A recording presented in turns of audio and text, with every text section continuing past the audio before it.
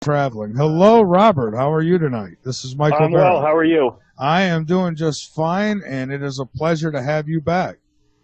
Well, thank you. I appreciate being on. Thank you for having me back on Late Night in the Midlands, Mike. It's much appreciated. Oh, absolutely. Well, the appreciation's really on my end because you're taking time out to help us better understand something that I got to say that most people probably don't know nearly as much about as you do, and I appreciate that.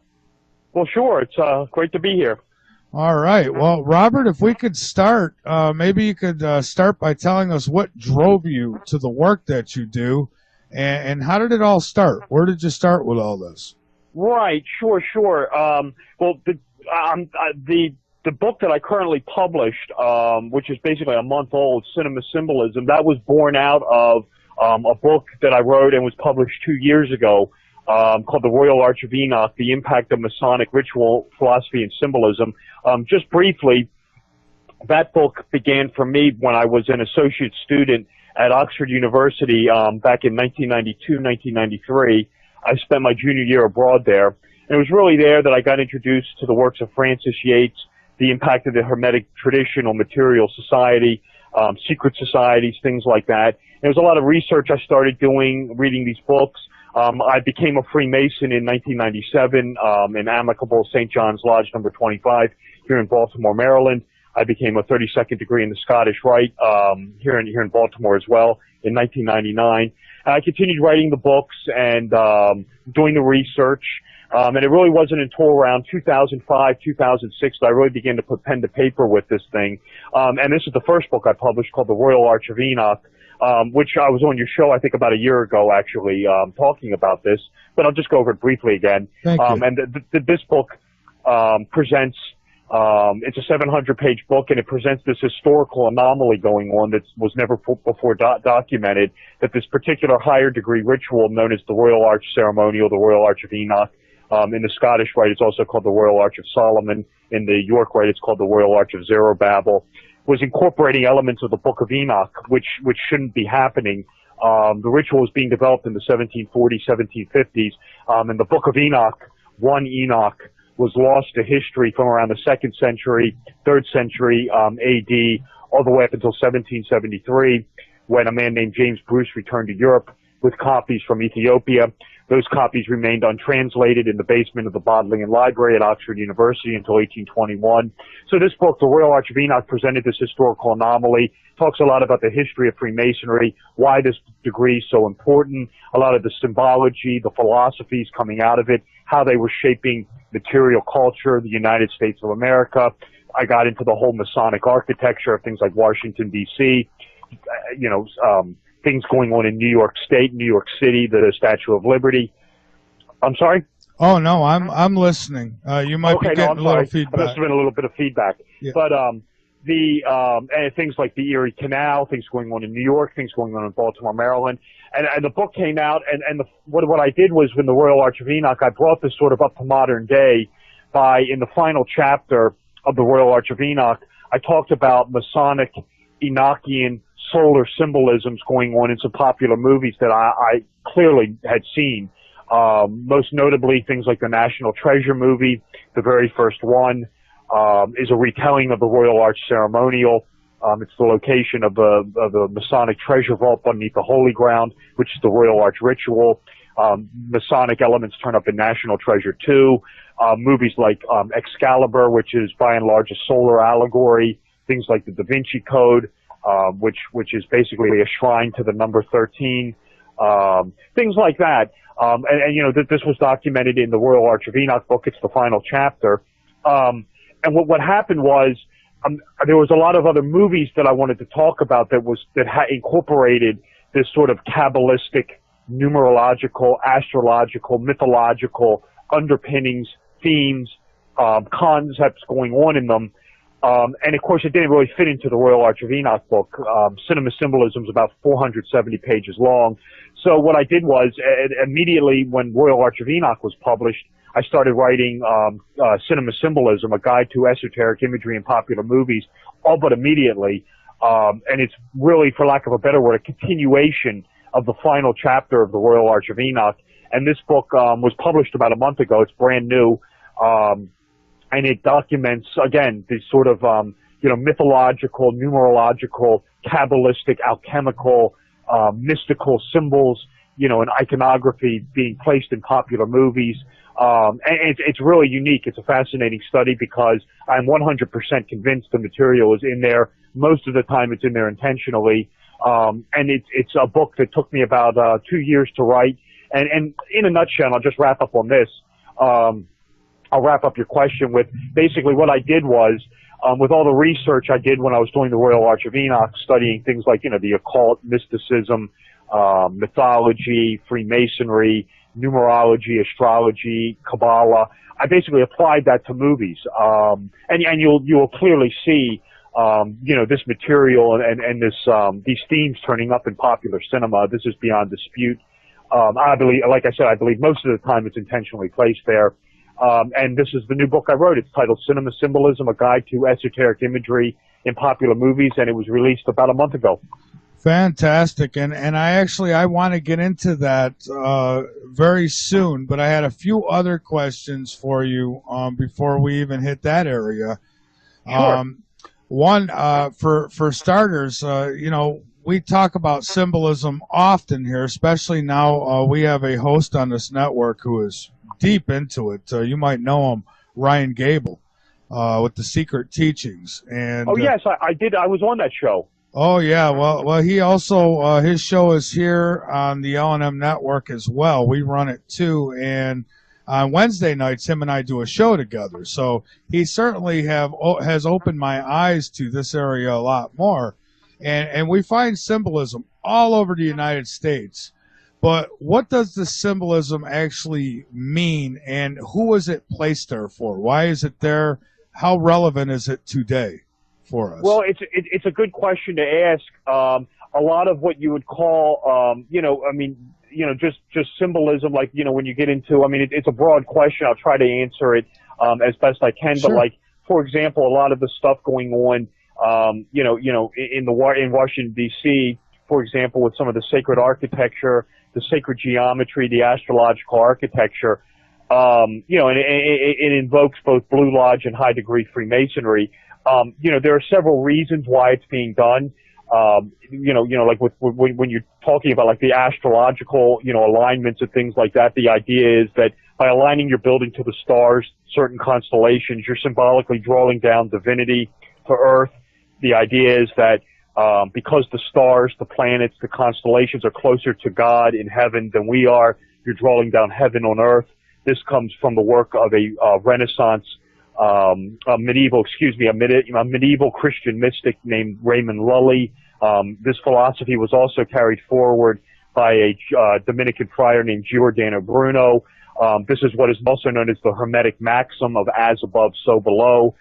So by doing things like that, and again, like by incorporating Royal Arch, Masonic symbolism, it's this degree that the name of God is recovered. So again, you're sort of investing the symbol or the icon with God, divinity, concepts of sacred notions relating to a supreme being, I guess would be one way of saying it. And to kind of carry this forward a little bit, because I get asked this routinely when I talk about the movie symbolism. It's the same sort of question: is why is this being placed there?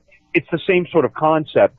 I think a lot of times that these movie makers are putting this mythology and these symbols on the screen, what they're trying to do is, it is the same thing with sacred architecture, with incorporating things like the golden ratio, Vesica Pisces, things like that, is you're turning the movie with a piece of celluloid into this, work of, this masterful, piece of art, basically. It's a transformative process where instead of watching just, a movie, you're actually viewing this sort of kabbalistic, alchemical experience that can, actually effectuate your emotions. So that's kind of the way I see it. Some people see it as forms of mind control. I kind of don't go down that path. But, the symbolism, the incorporation of this stuff, it gets a bad rap. Sometimes people see it as evidence of this demonic conspiracy. I don't see it that way at all. And especially when you're dealing with things like the United States of America, which in the Royal Arch of Enoch book, I basically I have a whole chapter on this. The chapter's called the United States of Freemasonry. I basically say the United States is a Masonic republic, and as such, it incorporates and uses a lot of the symbols, both actual symbols and some of the philosophical lessons going on with Freemasonry, and being taught within Freemasonry, both Blue Lodge and High Degree, being used in things like city designing, architecture, symbols on colleges, universities. So yeah, you'll find it all over the place. Again, I don't really see it as sinister, but it's definitely there. Some people do, but I see it as more of a sort of kind of divine enlightenment being employed by the use of this material. So it's not a sign that the Jews or the Masons or the Illuminati is running the entire world? Well, that's the way a lot of people see it. I mean, I don't really see it that way. I see it as more of the guys who are creating the United States, going back to the founding fathers. People like DeWitt Clinton were all Freemasons, and they were very impressed with the teachings of it. So they use it in things like city planning, in architecture. You'll find it in colleges and universities.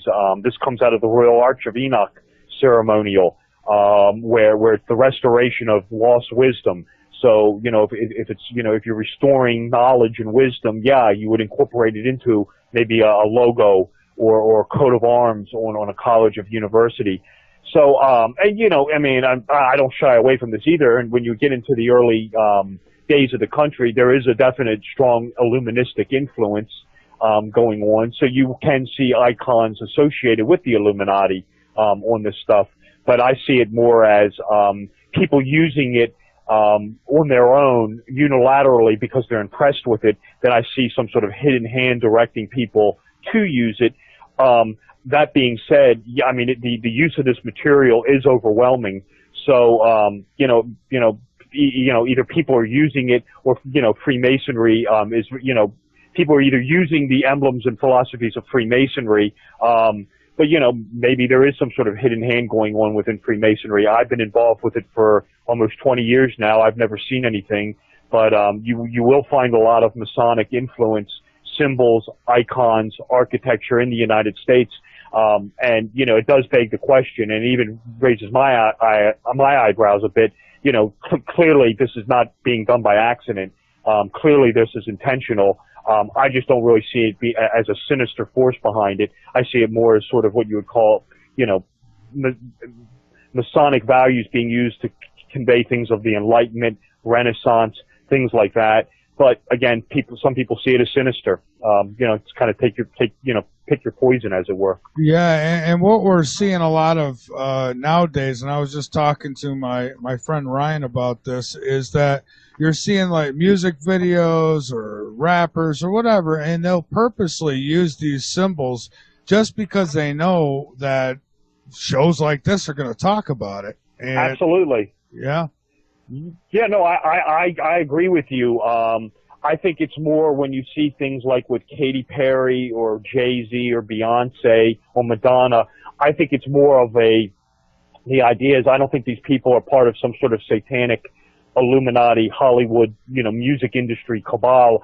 I see it more as people who are in their stage production, design team, managers, producers, basically saying, hey, go use this, this stuff is very mystical, this stuff is very influential, it'll get people to talking about it, good or bad. They don't care one way or the other as long as people are talking about it. So, I mean, that's really the way I see it. Some of this stuff is being used. And I also see this in movies as well. I hear this, I've seen videos on this all the time, that every time a triangle pops up in a movie, near a circular object, oh, this is the eye in the triangle, this is demonism, this is the Illuminati, this is an Illuminati movie. I don't see it that way at all. I mean, there are times when this stuff is intentionally placed there and can have mystical meaning. I do not dispute that.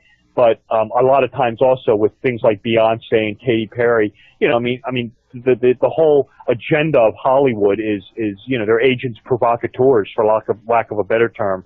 So anything they can do to get people talking about their movies and things like that, they'll utilize one way or another, even if it's to generate negative press or anything. It's the old line. There's no such thing as bad publicity. So, yeah, I mean, they will utilize this stuff and take full advantage of it. Yeah, I was just going to say that any publicity is good publicity, as the motto goes. Now, is this symbolism? Is it relevant to today, or is it more relevant to our history and understanding our history? Well, again, it's a tough question to answer because it kind of depends on your take on it. I mean, certainly the symbols. I talk about this in the Royal Arch of Enoch book, and the best way I describe it is, are these symbols, and especially these symbols with Freemasonry, are they almost, and I put the word in quotes, alive, meaning, I guess the point I'm trying to make is that, are these symbols alive in that every generation of Freemasons that come along, breathe new life and new interpretation into them. When it comes to symbology and these symbols, and I always stress this to when I come on, shows such as this, that there are always multiple level meanings to this stuff. One way of looking at this is, and I talk about this in the book, is, there's always sort of what you'd call the exoteric explanation as, contrasting the esoteric explanation. So there's always sort of this profane explanation, and then there's a more mystical interpretation of this. So, the symbols, yeah, they're important. They help us understand our past. But I think also, in a way, they also project the future, and, are relevant today. And, because, we are living in the present, they help us understand the past, and as such, help us, navigate the future. I see. Now, somebody had asked, and I told them I'd pass this along, and they want to know what the role of the Jesuits in the formulation of high degree masonry. They want to know what role of power do they possess in today's world? Well, the Jesuits are much like the Freemasons. In 1773, the Jesuits had their power cut out from under them by the Pope when the Society of Jesus was suppressed. They do reemerge, but again, they're a shadow of their former self. They reemerge after the wars of, they reemerge after the wars of Napoleon I. I want to say in around 1814, 1815, the Society of Jesus is restored, as is the Holy Inquisition, as is the Papal States. But they're a shadow of their former selves. Freemasonry undergoes the same thing in the 1820s when, after the William Morgan affair, Freemasonry is viewed very negatively.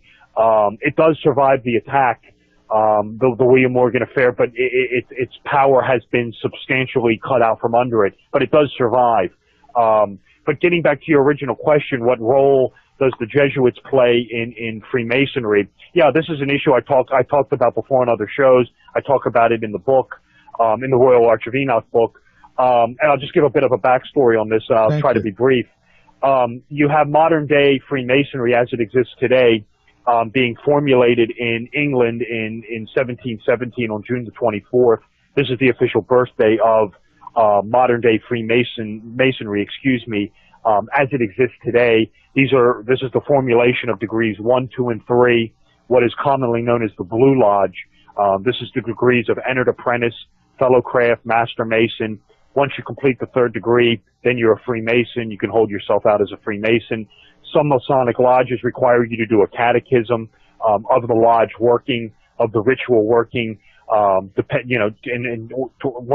catechism is completed, then you can hold yourself out as a Mason. My lodge required that of me. But to make a long story short, once you complete the third degree, you're a Freemason. Freemasonry is created by, for lack of a better word, non-denominational Christians in England. It incorporates Judeo-Christianity. It incorporates a lot of other mystical elements in Blue Lodge Freemasonry. Things coming out of the ancient mystery schools, some Egyptian motifs, Mithraism, Zoroastrianism, Gnosticism. And again, this is degrees 1, 2, and 3. It's decidedly English. It's pro-monarchy. And it's basically Protestant, for lack of a better word. The high degrees of Freemasonry, this is what ultimately becomes the Scottish Rite and the York Rite, which are the two premier high degree bodies of Freemasonry in the world today. This comes years later. This is being developed by the Society of Jesus at a place called the College of Clermont in Paris, France, as part of the Counter-Reformation. The Jesuits at the Council of Trent, after the Protestant Reformation, were charged with something called the Counter-Reformation, where the Catholic Church put the Society of Jesus in charge of destruction of anything English and anything Protestant. So if there was anything that was Protestant English on the map that popped up, the Society of Jesus's modus operandi was seek and destroy. So in 1717, you have modern-day Freemasonry pop up in England. It's Protestant. It's very popular. It's pro-monarchy. And, of course, the English monarchs at the time were all Protestant. After 1701, forbid the Act of Settlement, forbid a Roman Catholic from ever sitting on the English throne. So what the Society of Jesus develops is what's known as the Rite of Perfection, and these degrees are degrees 1 through 25. It's actually 22 degrees. Degrees 1, 2, and 3 are the Blue Lodge, but it's 25 degrees, known as the Rite of Perfection. These degrees are decidedly Roman Catholic. They sort of go against some of the teachings of Blue Lodge Freemasonry. They incorporate things such as papal monarchy, kabbalistic apotheosis, transformation of the Mason into a godlike being, and these become very popular on the continent of Europe. And what they are symbolically doing is the higher degrees are trying to serve as a vehicle to restore the Roman Catholic side of the Stuart monarchy back to the throne of England. This is where the term Scottish Rite comes from. The Stuarts were originally the kings of Scotland, and when in the 13th and 14th degree, when the name of God is discovered, the secret vault is dedicated to James VI, King of Scotland. So this is your Scottish influx, your Scottish reference on the degrees. But at any rate, the Society of Jesus is developing these degrees as part of the Counter-Reformation to sort of, infiltrate Freemasonry. The degrees become very popular. They do not take off in England, especially in London, where the arch enemy of the English people from day one has been the French. And of course, ever since the, Henrican settlement, where the Vatican was tossed out in the 1520s, the Church of England was created. The Catholics have always been viewed as suspicious. And of course, the Jesuits were behind the Spanish Armada, where they tried to kill Queen Elizabeth or take over the country. The Guy Fawkes plot of 1605 was a Jesuit plot. So anything associated with the Jesuits, and especially the French, is not popular in London for the obvious reason. But the degrees become very popular, and certain portions of the degrees are practiced in places like Ireland, Scotland, Wales, the Royal Arch, Mark Master Mason. The degrees ultimately come to the United States, degrees 1 through 25, or it's really degrees 4 through 25, to be honest. They're midwifed into this country through the West Indies by a man named Stephen Morin, or A.T.N. Morin. And make a long story real short, and by the time they get here, the Society of Jesus seems to be out of the picture. They cultivate them, but after any concept of Stuart restoration passes in England, they sort of walk away from them. So the high degrees turn up in the United States. Certain lodges of perfection are set up, the main one being in Albany, New York, created by a man named Henry Franken. This is in the 1760s.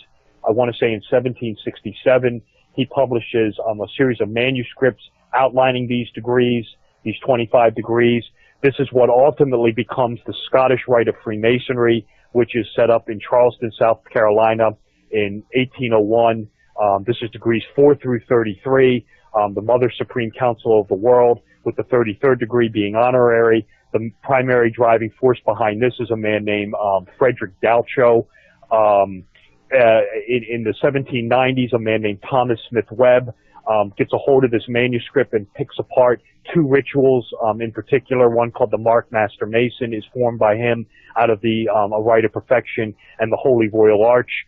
And Webb publishes in 1797 an illustration in the United States documenting his Masonic progression, which incorporates 7 degrees, including the first 3 degrees of Blue Lodge. And it's this illustration, this monitor that ultimately births the York Rite of Freemasonry. So you have these 2 high degree systems basically coming out of Paris, France, known as the Rite of Perfection, originally developed by the Society of Jesus, but they sort of fade out of the picture by the 1760s, late 1750s, after any concept or any possibility of Stuart restoration in England. I see. Now, the United States, basically, it was put together by Masons, wasn't it? Right. You have a lot of Masonic influence on the formulation of the United States of America. And you do have actually a bit of a Jesuit encroachment even on the blue degrees. But to make a long story real short, yeah, I mean, you have, Masonic influence right off the bat.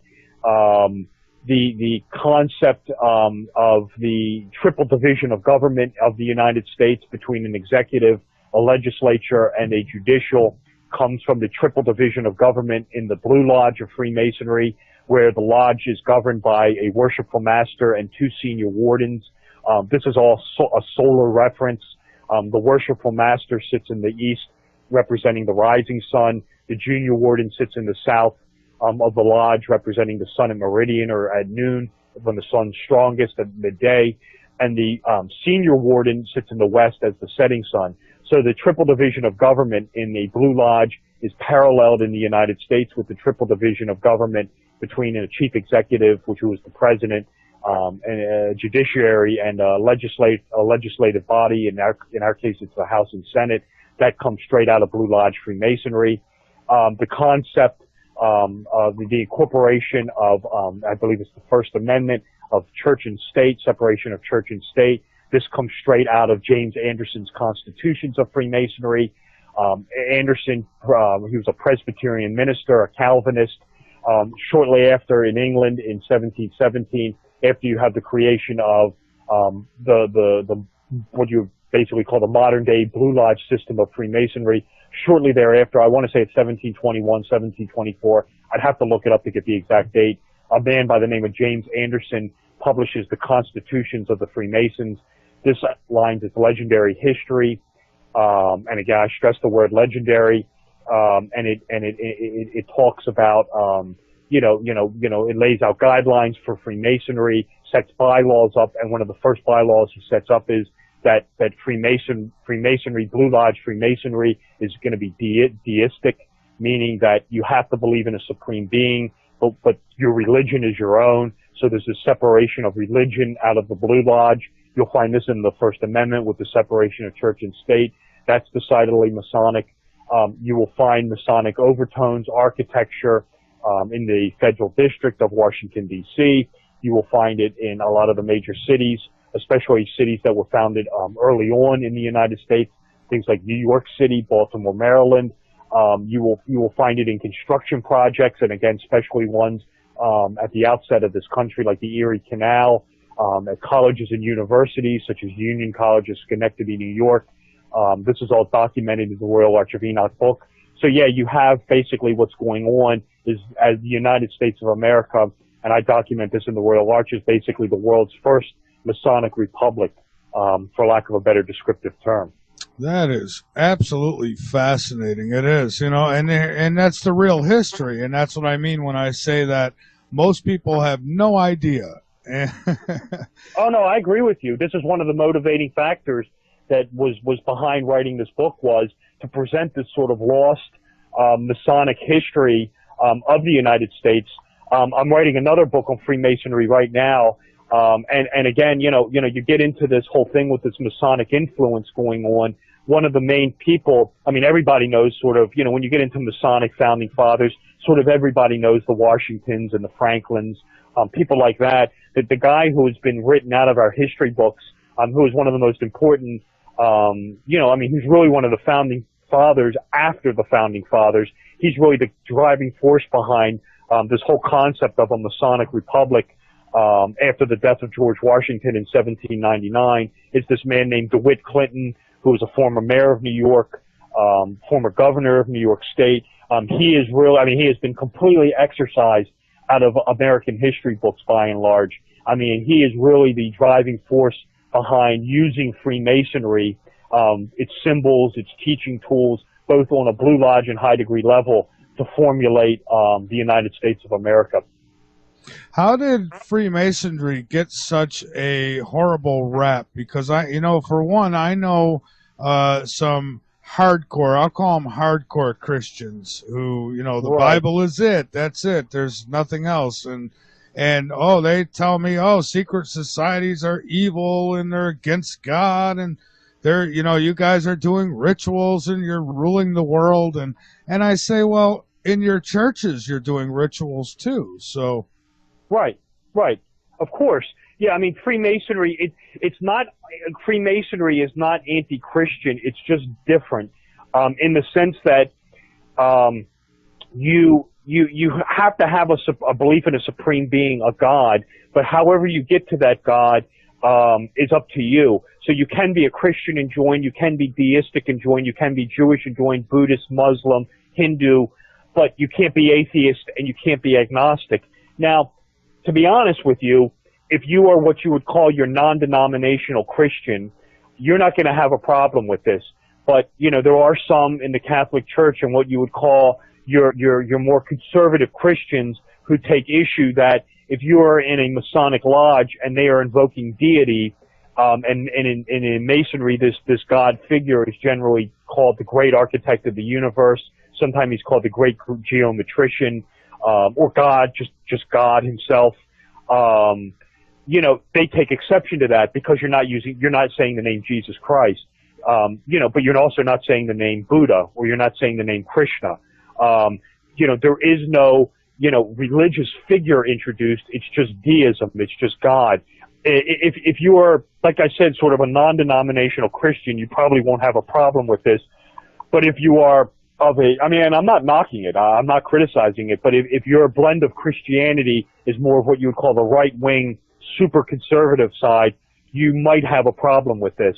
Where Freemasonry gets a bit of a bad rap from, and I talk about this in the book also, I mean, and there's no denying this, and this is what I was talking about 5-10 minutes ago, was this thing that happened in the United States called the William Morgan affair. Make a long story short, in the 1820s, this publisher in Batavia, New York, named William Morgan, threatened to expose a lot of the secrets of Freemasonry, which was the handshakes, the pass grips, the pass tokens, the secret names. That's a no-no. Even as a Mason today, I'm not, you know, they don't want you talking about that. You could talk about the rituals, the history, the philosophical interpretations, the symbols, but they don't really want you talking about things like the handshakes, the passwords, what are generally referred to as the tokens of recognition.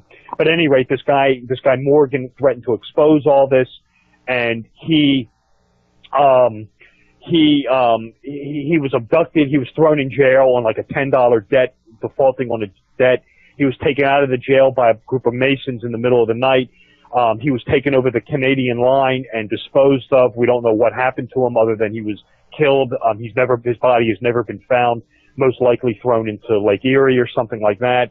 And make a long story short, the Masons were put on trial who kidnapped him. It was a kangaroo court. The judge was a Mason. The jury were all Masons. Even DeWitt Clinton got involved with this, who was governor of New York at the time. And there was this, you know, they were all acquitted. There was this huge Masonic backlash in the country where Freemasonry was once viewed as this patriotic order that helped create the United States, was now looked at as this sinister cabal. People started to realize that these high-ranking Masons, like DeWitt Clinton, were formulating policy behind closed doors with other Masons. So all of a sudden, all the conspiracy, you know, this is the Illuminati in the United States. This is this dark conspiracy. These guys, you know, are practicing, you know, these dark rites with these rituals. And Freemasonry just develops this bad rap ever since then because of it. Masonry survives the onslaught, and it survives it by two reasons, really. The president, Andrew Jackson, was a devout Freemason. He doesn't cave into the pressure, and he soundly defeats this anti-Masonic candidate named William Wirt that comes along, and that kind of, you know, stabilizes Masonry in the country. But as a consequence, Masonry, especially in the United States, has to distance itself from any sort of esoterica, any sort of arcane teachings. Masonry identifies itself as a charitable organization, a philanthropic organization that just helps widows and orphans. Any sort of talk of the occult, mysticism, Gnosticism, the ancient mysteries, that's all distanced, and Freemasonry does survive it, but it adopts this sort of profane, and I'm not knocking it, this sort of profane, excuse me, attitude of we're just a charity organization, we're just a fraternal order, that's it.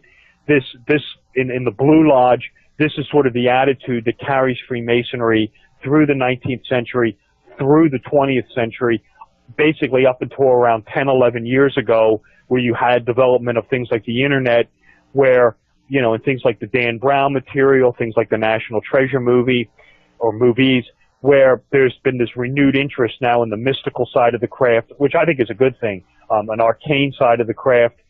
So right now you're beginning to see, and I want to say this has probably started around 2001, 2002, 2003, where you have this pendulum or change, or swing, now going back where Freemasonry was just, oh, it's, you know, any talk of the mystical side, any talk of the occult side, this was all just conspiracy theory, nothing to this. Well, now there's this renewed interest in this arcana, and the pendulum is definitely swinging back to the other side. Yeah, I see. You know, when I first got into the radio business, you know, in the very beginning, I've been in it almost 7 years now. And in the first couple of years, you know, I had people who were associated around me that told me, oh, Masons are horrible, they're bad, you know, they're the problem. And, you know, I see many problems. I think that there's bad apples within all organizations. That goes with Christianity, whatever religion. I don't care what it is. And would you say that Freemasonry is actually a religion in itself? No, it's actually the polar opposite. It's actually the absence of religion, where religion is yeah, well, it is. What religion is, what things like Judaism, and I'm not knocking this, what things like Christianity, Judaism, Islam are, religions are beliefs about the personality of God, i.e. God likes this but doesn't like that. God likes this but not that. That's what Judaism, Islam, Christianity are. And I'm just using the Abrahamic faith as an example. Masonry doesn't incorporate any of that. It's actually just a belief in a supreme being. How you get there is left to you. Now, I have heard this before, you know, and people have crafted this argument that basically, you know, being theistic, and being, you know, an absence of religion, is that in a way sort of a de facto religion. I don't really see it that way. I see it more as deism. You have to believe in a supreme being, but there is no mandate within Freemasonry that you have to be a Christian, you have to be a Judaism, you have to be Zoroastrianism or Islam. As long as you believe in a supreme being, I mean, I think the words that Anderson uses, and I have to go look at something like the Mason's path to God is his own to decide. We don't decide it for him. He's got to decide it on his own.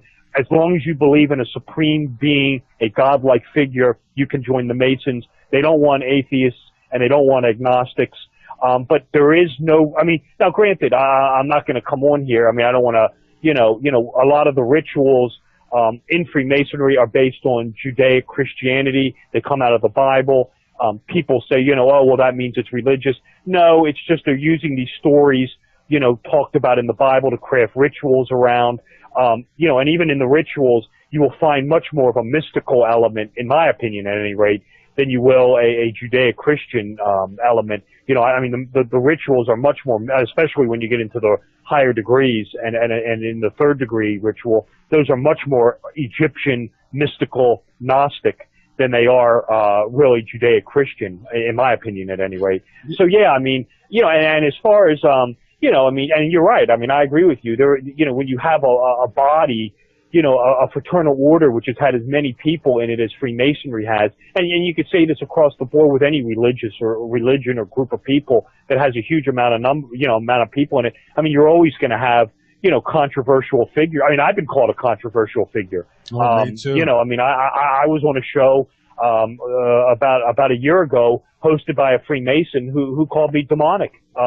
So, you know, I mean, even I've been called controversial, and, you know, that the book, you know, was, you know, a controversial thing. So, you know, I mean, you always have controversy within these groups.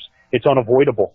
Yeah, and you know why somebody would say that to you is because they are stuck in a belief system based on what they've been told to think. And that's why that happens. What I see from what you just described, I mean, we're talking about nobody's telling somebody how they have to do things to get to God.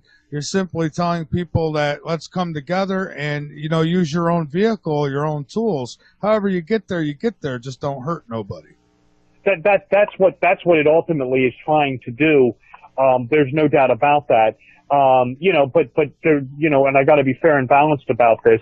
You know, I mean, I agree with you, but you know, it's sort of Freemasonry is basically the sort of thing where, you know, it's the old line: when you enter a Masonic lodge, you're supposed to check your religion and your politics at the door. In fact, you know, I think it comes out of Anderson's constitutions as well, that, you know, there will be no discussion of religion and politics in a Masonic lodge. But of course, we know, you know, that Freemasonry, you know, has influenced a lot of political figures and has influenced their political decisions. And again, you can look no further than, you know, the early days of this country with things like with George Washington adopting the Jay Treaty in England, oversiding with France.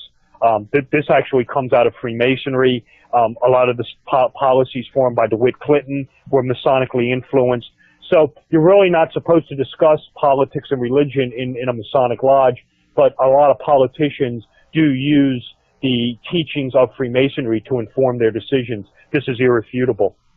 Fabulous. Robert, we've got to take a break here. We come Michael Vera, and my guest is the one and only Robert Sullivan. And I'll tell you, boy, I don't know how he puts all this knowledge in his head and is able to keep it there, but boy, does he know what he's talking about. And I'll tell you, it's fascinating, folks. The real history, I can't stress it enough. If you think you know about our history, then you'll look into it a little bit, and you'll find that you really don't know anything. You only know what you've been told to think. And I'll tell you, let's get into this movie symbolism, the cinema symbolism, if you will, a little bit. What is it?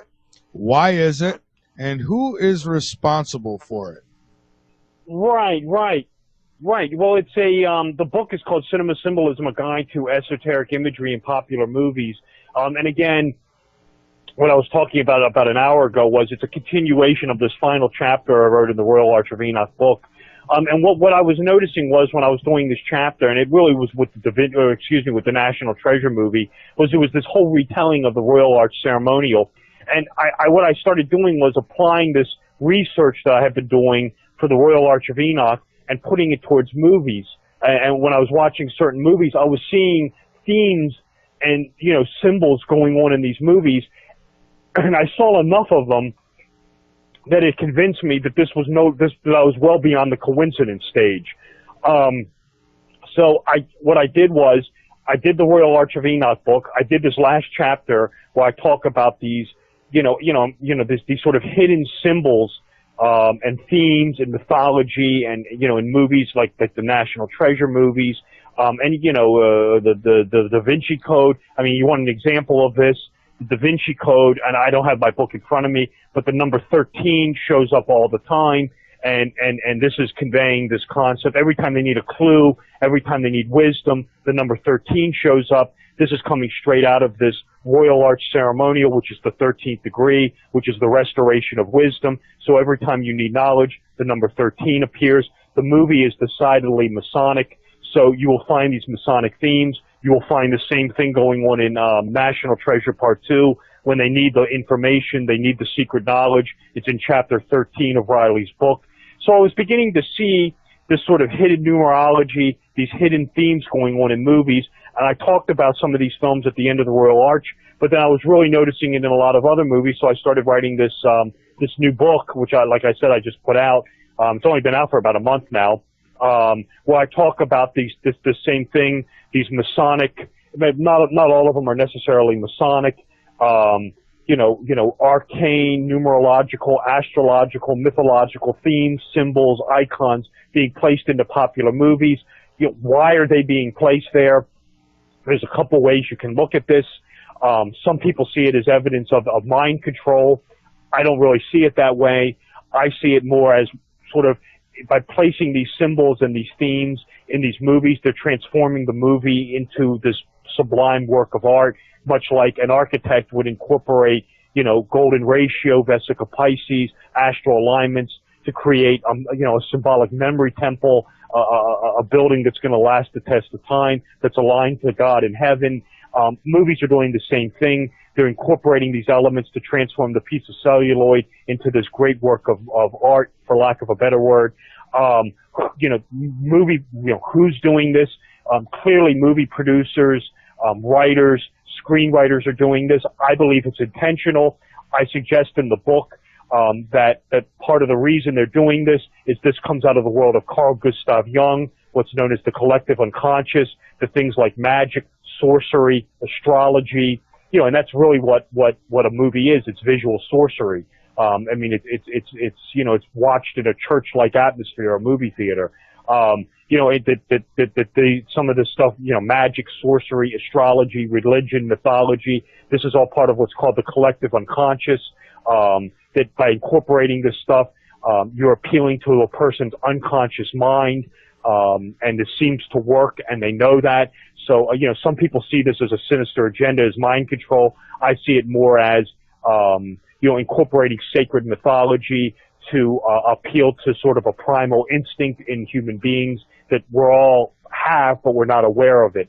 And Jung talked about this, in Carl Gustav Jung was a very famous psychiatrist. He talked about this in numerous works of his, that there were certain things that were just so inherent, archaic remnants, he called them, passed on from one generation to the next. Things like magic, sorcery, astrology, mysticism, religion, mythology. You'll find this stuff in tarot card symmetry and Freemasonry. These also incorporate things called the archetypes, certain character traits that are predominant in movies as well. So these things are being intentionally placed there to sort of tweak our collective unconscious. Alternatively, and I talk about this as well, movie makers are not immune from the collective unconscious as well. So you will clearly have movies where, and I talk about this, it seems to be the exception, not the rule, where you will find this mysticism in a movie, yet the movie maker was completely, ignorant of the mysticism he was incorporating. I think of the movies of Ed Wood. There's one particular movie of Ed Wood where he incorporates something which I know he had no knowledge of, yet there it is on screen. So the collective unconscious can also affect the filmmakers themselves, and the producers themselves, and the camera captures everything. So to me, by placing this stuff in the movie, you're transforming your movie into this sublime work of art, this piece of mythology. I mean, that's really what movies are. I mean, they're modern day mythology. That's what they are, for lack of a better word. Yeah. So you will find these hidden emblems, and things that symbolize different things going on in the movies. Certain movies, not all, it's not uniform, and it's not in every movie. I stress that. There are some movie makers that do not seem to incorporate this stuff whatsoever. Some do, some greater than others. But it's definitely there. Like I said, if I was seeing this once or twice, and it's the same sort of thing with the architecture of Washington. You see it once or twice, you'd be able to chalk it up to coincidence. But when you see this stuff just over and over again, I mean, some of these guys are just real masters at it. Even with me, you gotta watch these movies. When I watch these to symbolically diagnose them, usually I have to watch them more than once, I can tell you that. I have to sit there, with a pad, a legal pad in front of me and a pen taking, voluminous notes on these things. Constantly pausing. These movies will reference things or that happened earlier on. Things change that, that symbolize different things, that can symbolize alchemical transition. And it's just to me, it's really a fascinating study. It impressed me so much that I wrote this book, Cinema Symbolism, A Guide to Esoteric Imagery in Popular Movies. And I was so impressed with it that there were even more movies that I wanted to talk about. So as we speak right now, I'm actually writing its sequel called Cinema Symbolism 2. And that's more movies that I'm talking about. Nice. That's great because, I've certainly took an interest in this aspect. And I got to say, I've always thought that a lot of this was was put into these movies almost, and it's not that that is what I strongly believe, but I always had it in the back of my mind that these were being put in these movies for people in the know, because before I knew about any of this and I'd watch movies, I didn't know what to look for, so I never noticed. And I wonder. No, yeah, go ahead. I'm sorry, I didn't mean to interrupt. Oh no, I was just going to say, I just wondered if who these symbols are put in there for, because like you get somebody who's, or lack of a better word, ignorant to this type of thing, then it would just be a movie to them and they would never notice any of it. Right. Well, there's two ways of looking at it. That's definitely a legitimate take. It's you know, sometimes these things are placed in there and it's like a challenge. It's like, you know, the filmmaker is challenging the person to try to figure it out. And you're right. You know, a lot of people aren't aware of this. They're ignorant of it. On the other hand, if you're dealing, you know, some of this stuff is so adroitly placed. It's not meant to be noticed by the conscious mind, but the unconscious mind, that's what they're tweaking. That's what they're toying with. You know, so some of this stuff is being placed there and you may not notice it, but it's not meant for you to be noticed. And, you know, I think of The Shining by Stanley Kubrick. You know, with this, there's a lot going on in that you would never pay any attention to unless you're aware of it. And then you'll see it everywhere. Once you become tipped off to this, and that's the thing, that's one of the reasons I wrote the book, is once you tip the person off to this, they'll start looking for it. And that's what I did. When I first started noticing this stuff with things like the Da Vinci Code, where this number 13 just kept showing up over and over again, and then I was seeing it in the National Treasure movies, that's when I knew that I was onto something here. And then you start looking at some of these other movies, you know, with numbers and mythological themes and archetypes. You know, you'll just start, you'll start seeing it, and it'll be just much more noticeable. And I was on another show, and I said to them, I said, you know, every time I watch like a Darren Aronofsky movie, I feel like I'm playing a game of chess against Bobby Fischer. You know, I mean, I'm just waiting for him to try to sneak something by me, because I watch movies like Black Swan, which are just so overloaded with stuff. I actually had to cut it in half, and I put one portion of the Black Swan material in cinema symbolism, and the other material I'm writing in cinema symbolism too. And it's the same thing with The Shining. I talk about The Shining briefly in cinema symbolism, but it's a whole separate portion in cinema symbolism too, just because the material was so overwhelming. I mean, it's the same thing with like Campbell's monomyth, the solar journey, and the solar hero. You know, I talk about it in the context of Star Wars, The Matrix, which is decidedly Gnostic, and the Lord of the Rings movies. You'll find this in other movies such as the Chronicles of Narnia by C.S. Lewis, the Harry Potter material, but it was just so overwhelming to put in the book. I cut it out, and I'm putting it in cinema symbolism too. So yeah, I mean, in some instances, this material is actually, I don't believe it's actually meant to be seen. It's more of a tweaking with the unconscious mind, which will pick up on it. And, you know, but when the conscious mind becomes aware of it, that's when it really stands out like a sore thumb. See, and it does to me now, because, I mean, like this past Super Bowl, I was more interested in the commercials because I was looking for things and I was finding them. Yeah. And so now I watch movies and I look for this stuff. Now, I've watched National Treasure. However, when I watched it, I wasn't looking for these things. So maybe that and The Shining, and tell me a few of the symbolisms that I should be looking for, because I actually have those movies here, and I'll get right on them after the show tonight. Right. Well, the Shining, I'll get to The Shining in a minute, because, I mean, we could spend the next rest of our lives talking about The Shining. And literally, I am not kidding you. Well, I believe you. The Shining is really uncanny. Kubrick just really, Stephen King didn't like it, and King didn't know what he was looking at.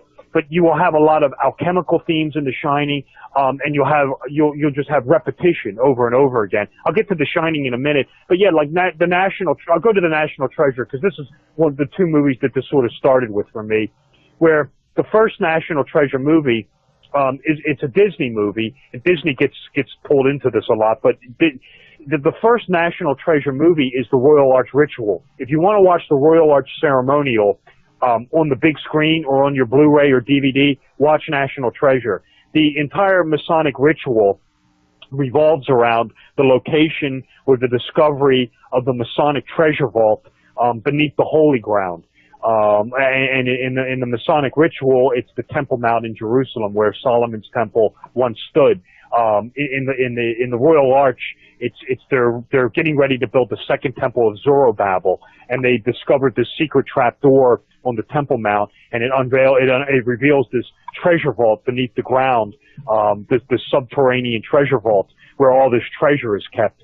Most notably, the Pillars of Enoch and the Tetragrammaton, which is the name of God, the word that's lost in the Blue Lodge. This is also known as the lost word of a master mason. Well, that's the National Treasure movie, is they're using these little Masonic clues to lead them to the Holy Ground, which happens to turn up in New York City of all places, which to me is a clear reference to DeWitt Clinton, who is really the cultivator of high degree and Blue Lodge Freemasonry after the death of George Washington. I mean, this is why New York is called the Empire State.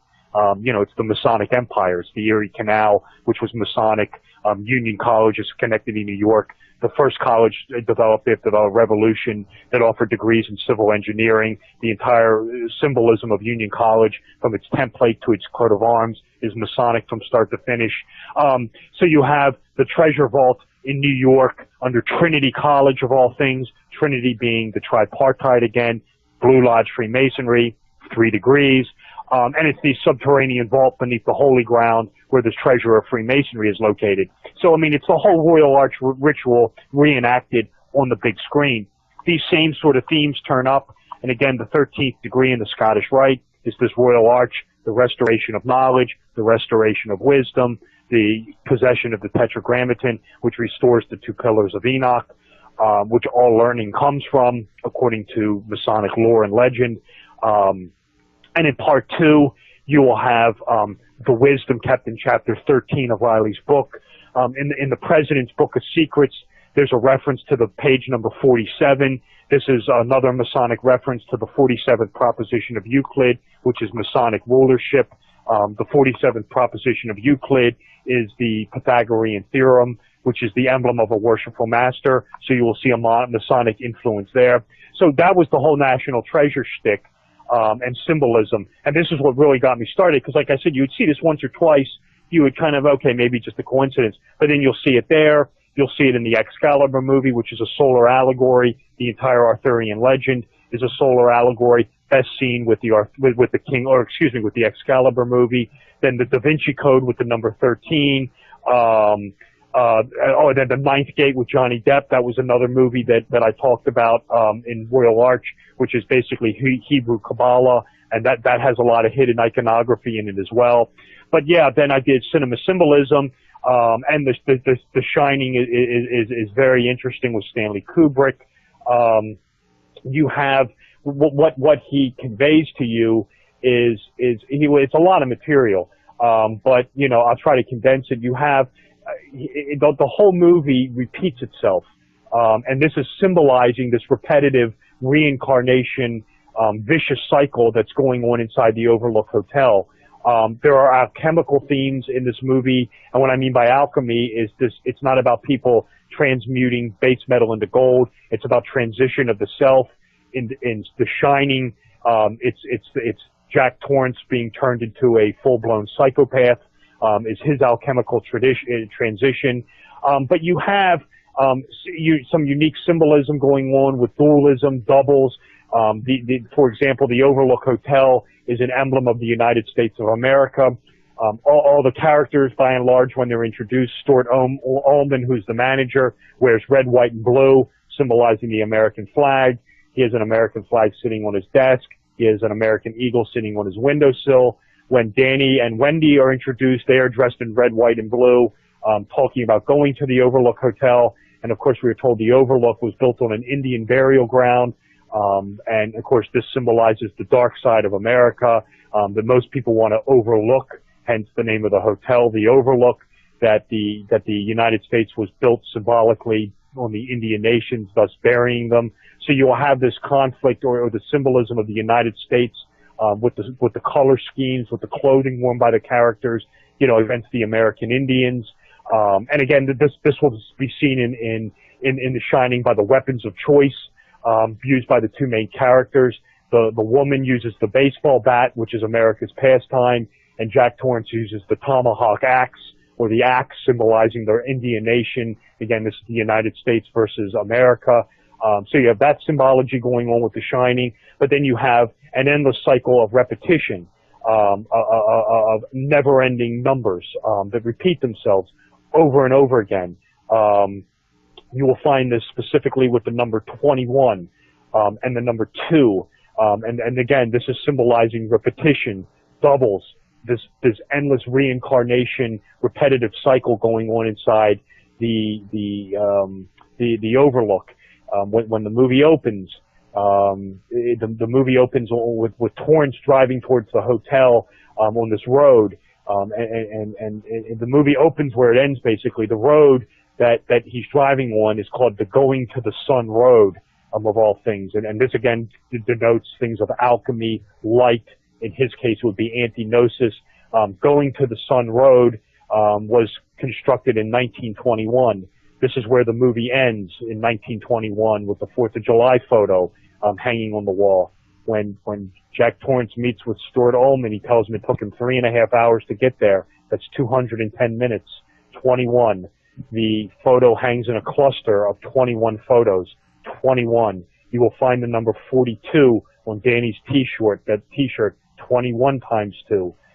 At the beginning of the movie. This is carried forward with the movie that Danny and Wendy watch on TV, which is called The Summer of 42. This is again 21 times 2. You will find this on the license plate that Scatman Crothers drives going back to the Overlook. Number 42 is on his license plate. So you'll find this repetitive cycle of doubles, 21 repeating, 42 repeating. The whole movie moves in cycles of 2. It's every other day. It starts on Tuesday, Thursday, Saturday, Monday, Wednesday, always carried forward in 2s. There were 2 girls that haunt the hotel. They are twins, but they are told by Stuart Ullman they were born 2 years apart. They're 8 and 10. There are 2 mazes in the Overlook, the hotel and the external maze. The Overlook was constructed in 2 years, 1907 and 1909. So you will have this never-ending, the number 12 repeats itself with The Shining. So what Kubrick is doing is he is showing you this endless repetitive cycle of symbols and numbers that is just endless repetitive, symbolizing this never-ending cycle of reincarnation that is occurring in the Overlook Hotel. If you think I am stretching this, the casting of the movie is repetitive. Jack Nicholson plays Jack Torrance. Danny Lloyd plays Danny Torrance. Shelley Duvall, 2 L's in her first name, 2 L's in her last name. Lloyd the bartender serves drinks in a bar in a gold room designed by Frank Lloyd Wright. Lloyd the bartender, Frank Lloyd Wright. The entire movie is nothing but symbols of the number 2, doubles that just endlessly repeat themselves. Jack Torrance uses 2 typewriters. There are 2 tennis balls, one green, one pink. When the little boy is playing with the toys, the pink ball rolls in. Wendy Torrance says this is her favorite color, pink. When he sees the pink tennis ball, he says, Mom. Number 12 repeats itself over and over again. And this is astrological going on inside the Overlook. The hotel is KDK12. The room number, 237, if you add it up, you get the number 12. If you multiply it, you get the number 42. That ties into the 42 symbolism. The Nicholson hits the door 12 times with the axe. He bounces the ball off the wall 12 times. When Danny and Wendy are in the maze, they take 12 turns. So I hope I'm conveying that what you're dealing with when you watch The Shining is this endless repetitive cycle of numbers, actions. It's constantly doubles that you are seeing in The Shining, and what Kubrick is doing is conveying both. I mean, you're never going to count this on the screen, but he doesn't care. He's appealing to your unconscious mind that will be aware of it. And in The Shining, it's just this never-ending cycle of repeating numbers, symbols, and that's all the movie is. It's just symbolic repetition that he is symbolically conveying this vicious cycle of reincarnation going on inside the Overlook Hotel. And what do you think it does to the subconscious mind? What might be happening there? Right. Well, what it does is it's conveying to the subconscious mind this endless cycle of reincarnation and repetitiveness that he is so desperate to constantly show you over and over again. It's this theme of reincarnation, which is what the whole movie's about. Does this work? That's debatable, but the Hollywood is printing money by doing this. So you tell me if it works. So it's kind of like brainwashing. Huh? It's kind of like brainwashing then. No, I don't see it that way at all. To me, it's they're using these numbers and these symbols to convey this hidden message of, and they do it for different purposes. For Kubrick, this is reincarnation, is what he's symbolically planting in your unconscious mind. And again, when you become aware of this, you'll see it all over the place. In The Shining. I mean, that's all the movie is. It's just repeating the same numbers, repeating the same things. The characters say the same dialogue back to each other at certain points. But when you become aware of it, you'll see it all over the place. But, it's more of an appeal to the unconscious mind. There are people out there that see this as mind control and brainwashing. I see it as masterpiece. I see. Wow, that is just fascinating. Now, who is planning all this? Who is putting all this in there? And do the actors are the actors or the cameramen, are they aware of this? Well, I mean, to me, the people who are planning it in there would be the directors and the producers who would be aware of it. Whether the actors are aware of it is debatable. But that's certainly, that's hard to say. Some of them may be. The answer to the question would be how familiar they are with the occult and this mysticism. The higher level they are, they may be able to spot it a mile away. Some may not. I know there's a story that I talk about, that I've mentioned it on other shows, and I'll certainly mention it here, that when, there was a show, I mean, obviously we all know the show, that was on in the 1990s called The X-Files. There was one of the cast members, it was one of the guys who played the lone gunman.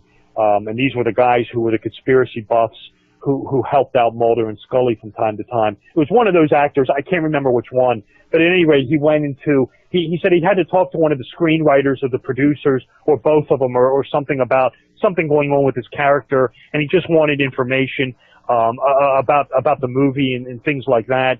And when he walked into their office, he said he was looking at their bookshelves, at this person's bookshelf. I mean, he was expecting to find books on how to write screenplays, how to write, script and direct movies. He said all the shelf was books by Aleister Crowley, Manly P. Hall, Madame Blavatsky, books on the occult, Kabbalah, numerology. He said, so he said, that really stuck out to me that these guys were fully aware of this material. And another source for this is, and it's worth mentioning is, we talk about Manly Palmer Hall. If your listeners are not familiar with that name, he was a big-time Freemason who was into the mystical arts and the mystical side of the craft and symbolism and mythology. And I want to say in the 1920s or 1930s, he founded this thing called the Philosophical Research Society, which was this giant library dedicated to the pursuit of esoteric wisdom, occult knowledge. It's a vast library. It's a stone throw from Hollywood, literally. It's literally located, literally a stone throw from the movie making industry. So you can't tell me these guys aren't familiar with this. Even some of these guys have admitted to this. I mean, George Lucas has said in numerous interviews that, he was inspired and influenced by the work of, Joseph Campbell, who's a super famous mythologist and symbolist. You will find this influence in Hollywood. And again, I just see it as really, masterful works of art, and master strokes. And to me, it's just a real challenge looking for this stuff, because the more, you deal with these masters of this stuff, like Lucas, Kubrick, Aronofsky, every time I watch one of their movies, I feel like I'm going to find something new, every time. That I'll tell you, it's incredible, and you know this is so important, and I'm so glad that somebody like yourself takes the time out to. I mean, you must have done a lot of studying. Well, it was really, and I'm not kidding you. You know, when I talk about this, the Royal Arch of Enoch, my first book was the product of 20 years of research, and I really applied that 20 years to movies. Is really the way for me to best describe it. So yeah, I mean, it was 20 years that I'm now applying to movies, and interpreting these movies through this symbolic lens. And I agree with you. I think it's a fascinating study. I loved writing cinema symbolism. I stand by the book. I stand by the research. I stand by the interpretations in the book.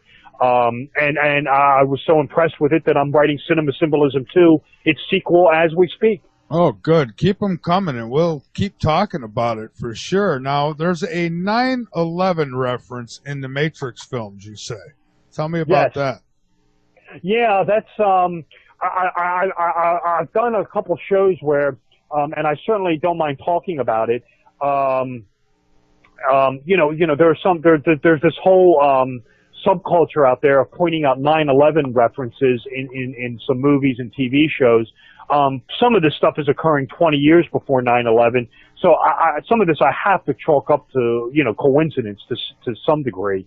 But the one in the Matrix is disturbing, and that one is hard to reconcile. I have to be honest with you. It occurs. The Matrix. Let me say this just before we get started, and I'm going to address the question. I'm not going to back away from it. Take your time. The Matrix movies are overloaded with symbolism. All three of them. They are decidedly Gnostic in nature. They incorporate elements. When I say Gnostic, this is what you would call mystical Christianity, almost occult Christianity.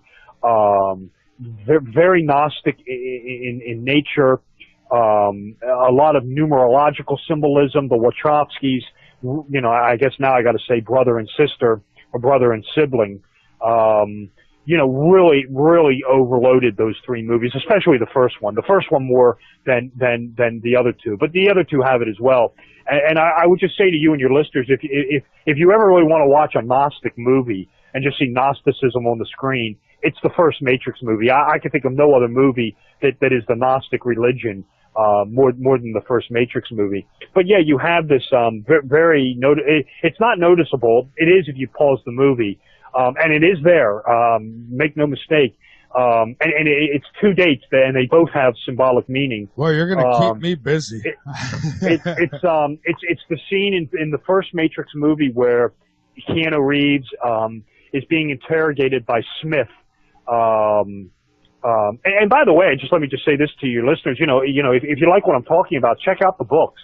A shameless plug there. Please check out Royal Arch and Cinema Symbolism. I get much more in depth with this material in these books, so check them out. But going back to the Matrix, and again, Matrix is a movie that all three of them I diagnosed in Cinema Symbolism, and including this reference.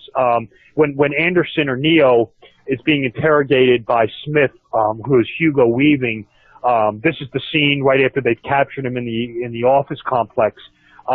Smith has Anderson's file in front of him, and he's talking about how Anderson lives two lives. One is the computer hacker Neo, the other is Anderson. And this is dualism, the one versus the other. Mm-hmm. But if you look at Anderson's passport, there's two dates on it. It's his birth date and the expiration date of the passport. And I'll start with the expiration date first. The expiration date is 9/11/2001. Is when Neo's passport expires. And that is hard to reconcile, and especially it's hard to reconcile in a movie like that deals with, concepts of death and resurrection, consciousness, reawakening, destruction in order to become awakened. And there it is. His passport expires, it's the exact date. It's 9/11/2001. And like I said, it's disturbing, even for me, who am not in the boat of mind control or anything like that. That is a tough one to write off. And like I said, it's one thing to see a 9/11 reference in a movie that came out in the 1980s. I mean, that I got to chalk up to coincidence. But I mean, when you have the exact date there, I mean, it's the exact date. I mean, it's 9/11/01. That's a tough one to write off. And another, I don't want to change the subject, but it's also his birth date is of symbolic import. If you look at the passport, he was Neo or Anderson. Thomas Anderson was born on September 13th, 1971, and that date is the Attica prison riots in upper state New York, and it's dualistic. What you had going on was it's completely Gnostic. It's 100% dualistic. Where Anderson, where Neo is born on the date when the prisoners rose up but were suppressed by the state. Yet Neo it's his birthday. He's the guy who's going to free mankind from their prison-like state. That is the Matrix. So Neo's birth date is completely dualistic. It's September 13th, 1971. It's the Attica prison riots. And for Neo, it's the exact opposite. He's going to be the liberator or the, messianic savior of mankind. And then you have, on the opposite end, you have the expiration date of the passport, which is 9/11/2001. So, yeah, go figure. Holy smokes. See, and I couldn't just write that off either. I mean, there's, coincidence, okay, to a point, but I don't know, that's a little more than coincidence in my mind anyways. Yeah, no, I agree. I mean, and the birth date is one thing with the Wachowskis. I mean, that's clearly intentional. I mean, you will find this other numerological symbolism going on in the Matrix movies. I mean, you just had, it's Gnostic, it's dualism, it's a lot of, good versus evil, light versus dark. This is what is generally referred to in Gnosticism as Manichaean cosmology, which for your listeners is this entire overarching universal theme of light versus darkness. Of course, this is good versus evil in Christianity, light being Jesus Christ and darkness being the devil. This, of course, you'll find this it predates Christianity. You'll find this in the religion of Zoroastrianism, light versus darkness. In the Egyptian mythology, Horus versus Set. In Christianity, it's Jesus versus the devil. But you'll find this going on in the Matrix. But yeah, you will have that numerological symbolism going on with his passport. If you watch the movie just passively, you're not going to see it. You basically have to pause the movie, and if you have a high definition TV, or Blu-ray, and you blow it up, I mean, it's definitely there without question. And it's one of the more disturbing, symbols to reconcile. No question about it. Fabulous, and I've already got messages coming in from people who say they're going to listen to this show again, and they're going to be sharing it because they're fascinated, just as I am, with this information. I mean, this really makes, for me, who's not really a big TV watcher or movie watcher, this really makes me want to watch some movies.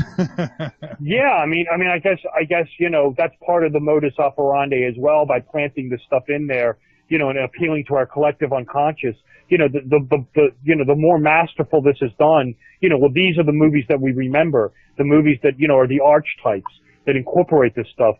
Shining, Star Wars, the Lord of the Rings, these are the movies we remember, and it's the movies that seem to have this, that, like you asked me, why is this being done? They're literally printing money off of this material, off of this arcana.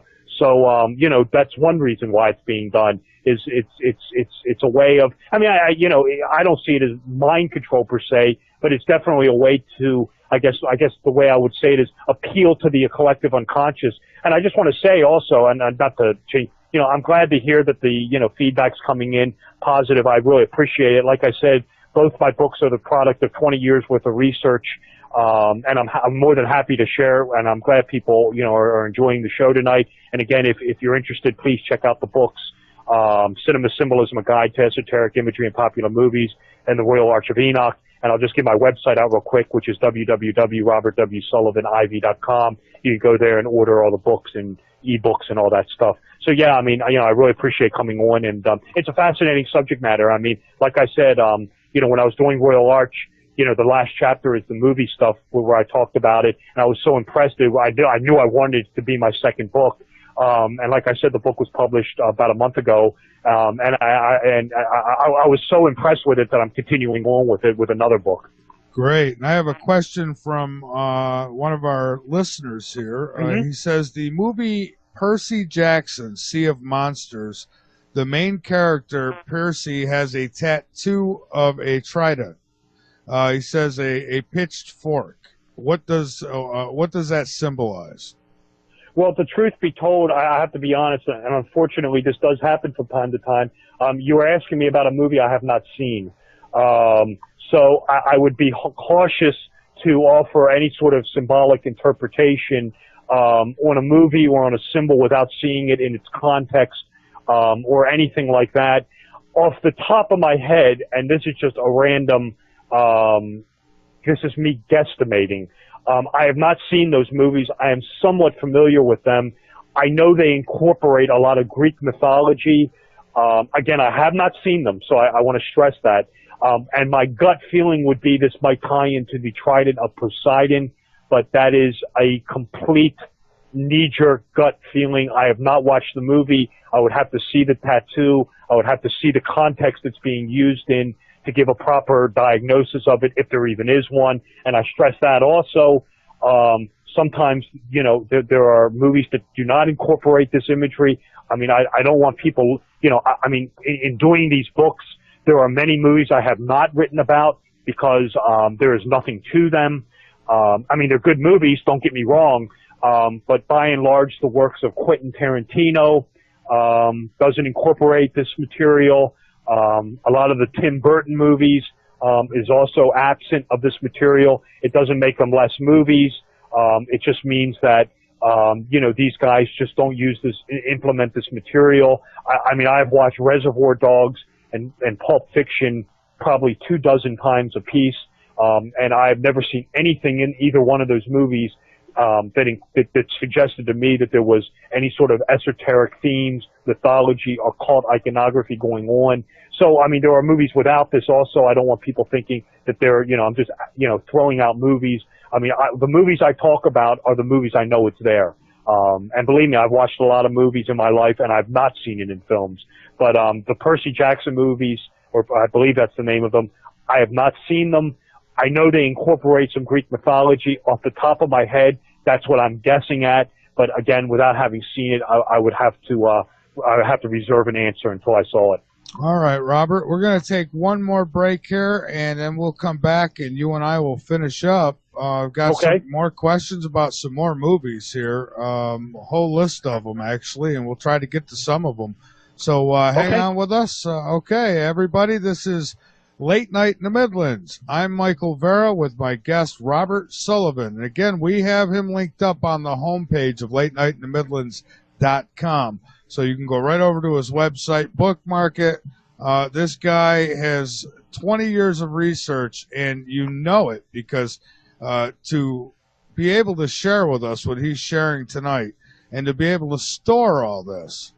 I'll tell you, I was telling a story at the beginning of the show about that they're building a computerized brain system that's supposed to take all this knowledge and be able to wirelessly pass it to robots and keep them away from you, Robert. You might overload it.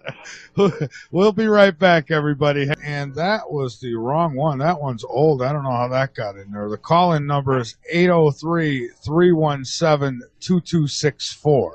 That number that was given in that clip there was the old number from quite a while ago. So don't call that, because you won't get me. 803-317-2264 is the number. We will take calls if anybody's got questions or comments. We've got a little while longer to go here. My guest is Robert Sullivan, and what a wealth of information. And I hope you keep those books coming. I really do, because without this type of information, we couldn't do a show like this, because I don't know nearly as much about this as you do, and you've just made me want to rewatch some old movies that have collected dust here, that's for sure. Well, thank you. Yeah, I appreciate you having me on, and yeah, I'll keep the books coming. I got 2 out now, and more on the way. All right. Now, another movie, Back to the Future. Oh, good God. We won't have time. Well, it's got, what is it? Numerology, I guess, right?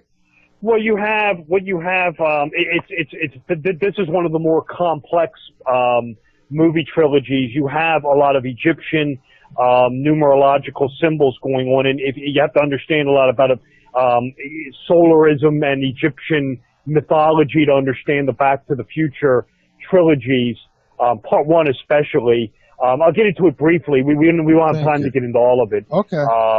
But it's okay. No, I do the three Back to the Future trilogy, or the three movies in the Cinema Symbolism book. But it's a lot of Egyptian mythology, where you have concepts relating to Osiris, Isis, and Horus. And of course, this is the Egyptian family, as it were. And their archenemy is this character known as Set, or Typhon, who is the enemy of the Sun family. Of course, Osiris is the sun. He's killed and resurrected. And then you have Horus, who is the solar child.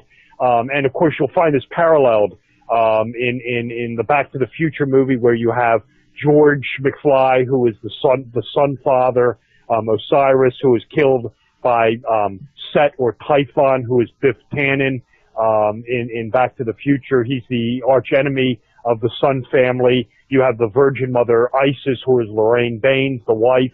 And of course, when Marty goes back in time, she confuses the two sun gods for each other. She falls in love with Horus, who is the solar replacement for Osiris, where she should be falling in love with Osiris. She gets this confused. And then you have the sun child, who of course is the hero of the thing, is Marty McFly. And you will find solar symbolism surrounding the chariot, the sun chariot of, in comparative religion. Horus's equivalent is Apollo, the sun god, who drives a solar chariot. And you will find, the sun reference with the DeLorean that spits flames, when it breaks the space-time continuum at 88 miles an hour. The sun reference is very adroitly concealed in Back to the Future Part 1, where in order to activate the sun chariot, in order to activate the solar chariot, to get the sun child, Horus or Marty, back to the future, the lightning strikes the clock tower at 10:04 at night, and this number 10:04 is drilled into our head over and over again. And of course, 10:04 is not only the time, but it's an esoteric reference to the date of October 4th. And October 4th is the 265th day of the solar calendar, which means there are exactly 88 days left of the sun. This is why the DeLorean has to hit 88 miles an hour to activate the sun. This is why the lightning strikes the clock tower at 10:04. It's a giant sun reference to get the sun chariot and the sun child back to the future. You have a lot of numerological symbolism going around with the Doc Brown character. He is surrounded by, and there's more to this in the book. I'm just glazing over this as lightly as possible, because you really have to have a deep understanding of Egyptian mythology to properly diagnose this thing, which I do in the book, but I'm just lightly going over it here. But in a nutshell, with the Doc Brown character, you have the number 5 that surrounds him constantly. He invents the flux capacitor on November 5th of 1955, and this reflects the 5th card of the tarot, known as the Hierophant. And if you read Aleister Crowley's interpretation of the card, the Hierophant is the master of space and time. This is why Brown is the master of space and time. And then again, you have the little dog Einstein, who is the world's first time traveler. This is, of course, this isn't really esoteric, but it is neat to mention, is a reference to Albert Einstein. And Albert Einstein was, of course, the guy who developed the theory of relativity. So it's appropriate that, which allows for time travel, that the world's first time traveler is the dog Einstein. This occurs at 1:21 a.m. at the Twin Pines Mall. 121 is a reference to the 1.21 gigawatts of electricity needed to fire up the sun chariot. It's a long story, but the entire concept of the theory of relativity comes out of a treatise that was published in the year 1640. And this is where Doc Brown lives, in 1640 Riverside. It's a reference to the date of 1640. I forget the name of the treatise that was published, but it has to do with Euclidean mathematics and departure of space-time and departure of the space-time continuum. So you have Brown's address of 1640 Riverside, a reference to the date of 1640. Yeah, Back to the Future. All three of them have it. Esoteric symbolism and occult iconography and numerology in them. A lot of Egyptian mythology. Biff Tannen as this dark god Typhon, and of course his last name is Tannen, Typhon, all but phonetically the same. If you think I'm stretching this, when Biff Tannen in part 2 of Back to the Future, he drives around in the Luxor cab company. Of course, this is a reference to Luxor, Egypt. Which is where, of course, the Egyptian mysteries originate. So you have a lot of Egyptian mythology going on with the Back to the Future, a lot of solar mythology going on with Back to the Future trilogies. They're great movies and just a lot of unique esoterica contained in those movies. Those are 3 movies that I dissect much more in depth than I'm talking about right now in the book Cinema Symbolism. Nice. So there's another one that I'm going to have to go back and watch again, because I remember back when that movie came out, I watched it and, I was very well entertained, but never knew anything about the symbolism. Now, somebody from our listening audience asked about the movie E.T.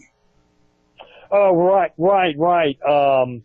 Yeah, I mean, Spielberg incorporates the ET thing is kind of neat, because the ET material it doesn't actually have to do with the movie itself, and you'll find this also. It's a unique study. I talk about it much more in Cinema Symbolism too. Spielberg and Lucas and so is Zemeckis, are grand masters of this stuff. E.T. itself, you have the whole government conspiracy thing, or, the E.T., the extraterrestrial, the government after him. I mean, that's really not veiled imagery in the movie. I've seen the movie lots of times. I don't really find any numerological, esoteric imagery, save one thing, and it is unique, worth talking about, and it's actually not in the movie. It is in the movie, but it's more known. It's the movie poster.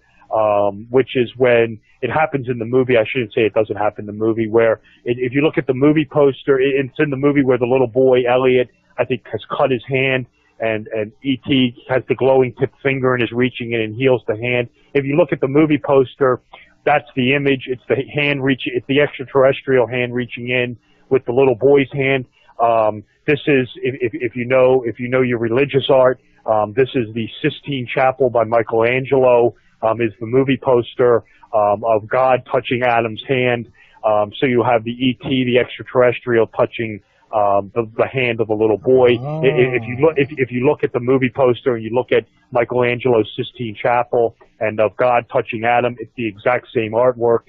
And of course, you get into the concept of it maybe implying the extraterrestrial origins of mankind.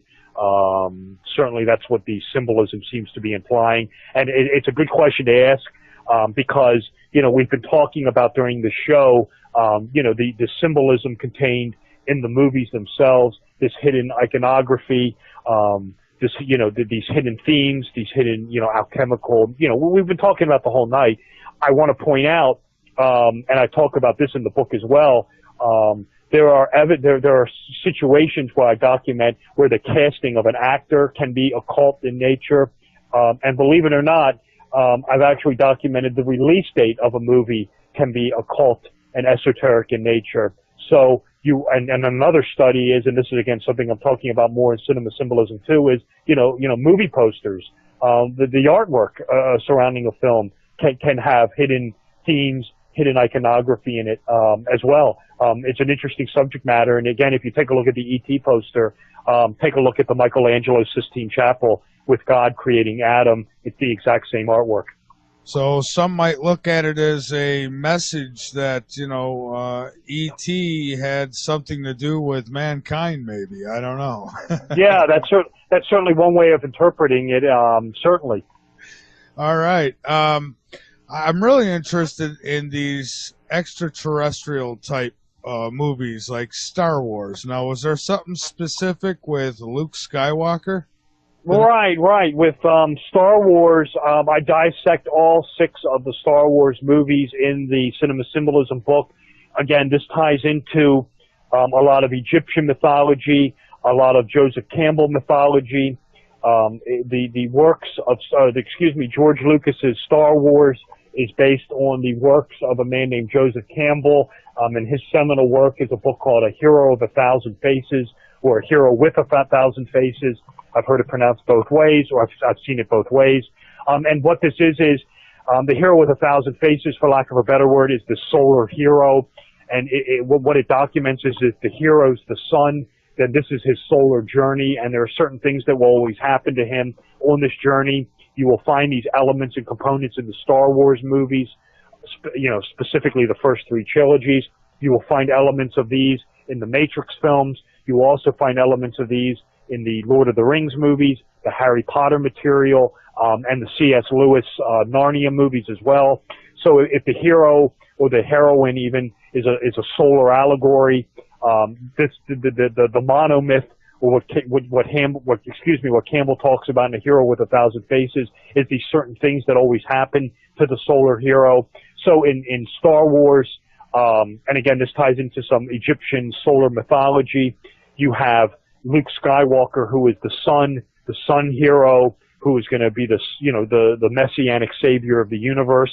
This is Neo in the Matrix, who is the messianic savior of mankind from the machines.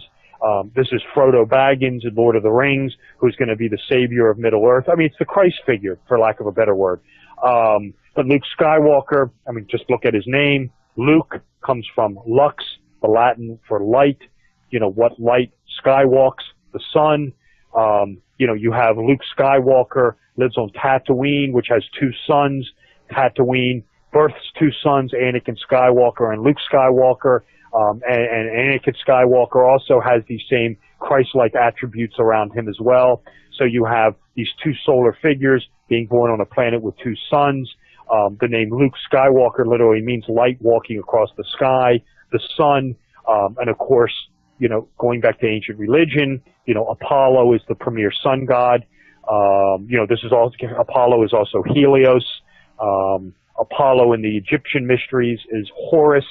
Horus battles Set or Typhon, who is Biff Tannen in Back to the Future. In Star Wars, Set or Seth becomes the Sith, who are the Lords of Darkness, Darth Vader, the Emperor, Darth Maul. These are the Lords of Darkness, the Sith Lords or Seth Lords. This again ties into Egyptian mythology. Again, Horus is the Egyptian sun god. As Greco-Roman equivalent is Apollo. Oh, by the way, Apollo happens to have a sister who is the moon. So, of course, Luke Skywalker or Apollo has Princess Leia, who wears the white robes of the moon.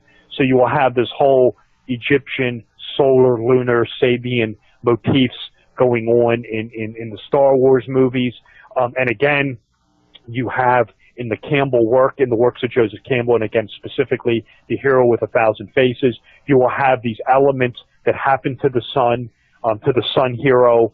I'm just off the top of my head, I document it much more in the book, but you have things where the hero gets supernatural aid. This occurs in Star Wars where Luke gets the the lightsaber from Obi-Wan. There's an element called Trapped in the Belly of the Whale.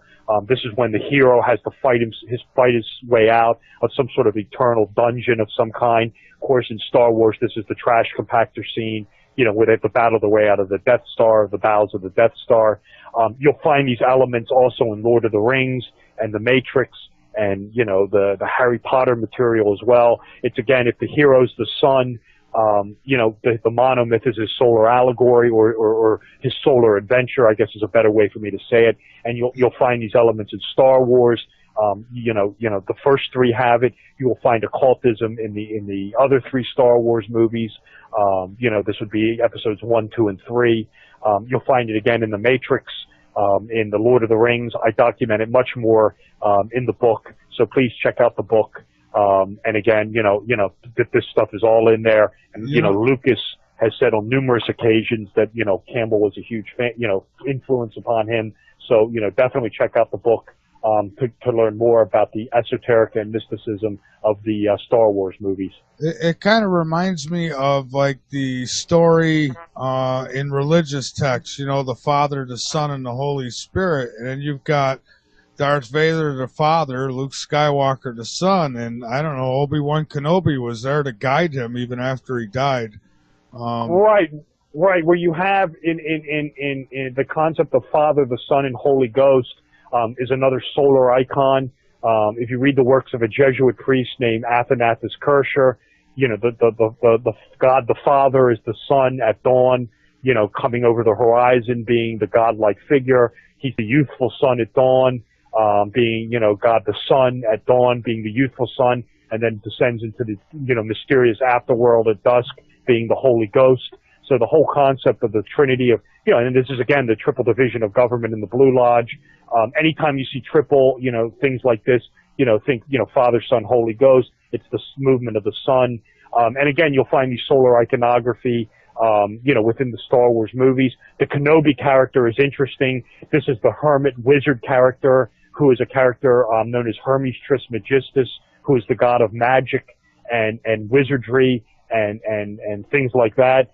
I shouldn't say things like that. He's the god of magic and sorcery and wizardry. He is Obi-Wan Kenobi. This is the old graybeard character in film, is Hermes Trismegistus. This is the character who possesses all the wisdom, but doles it out piecemeal. This is Obi-Wan Kenobi in Star Wars. This is Yoda in Empire. This is Gandalf the Grey in Lord of the Rings. I mean, they all have this character. The guy who's sort of the wizard archetype who helps the solar figure along the way.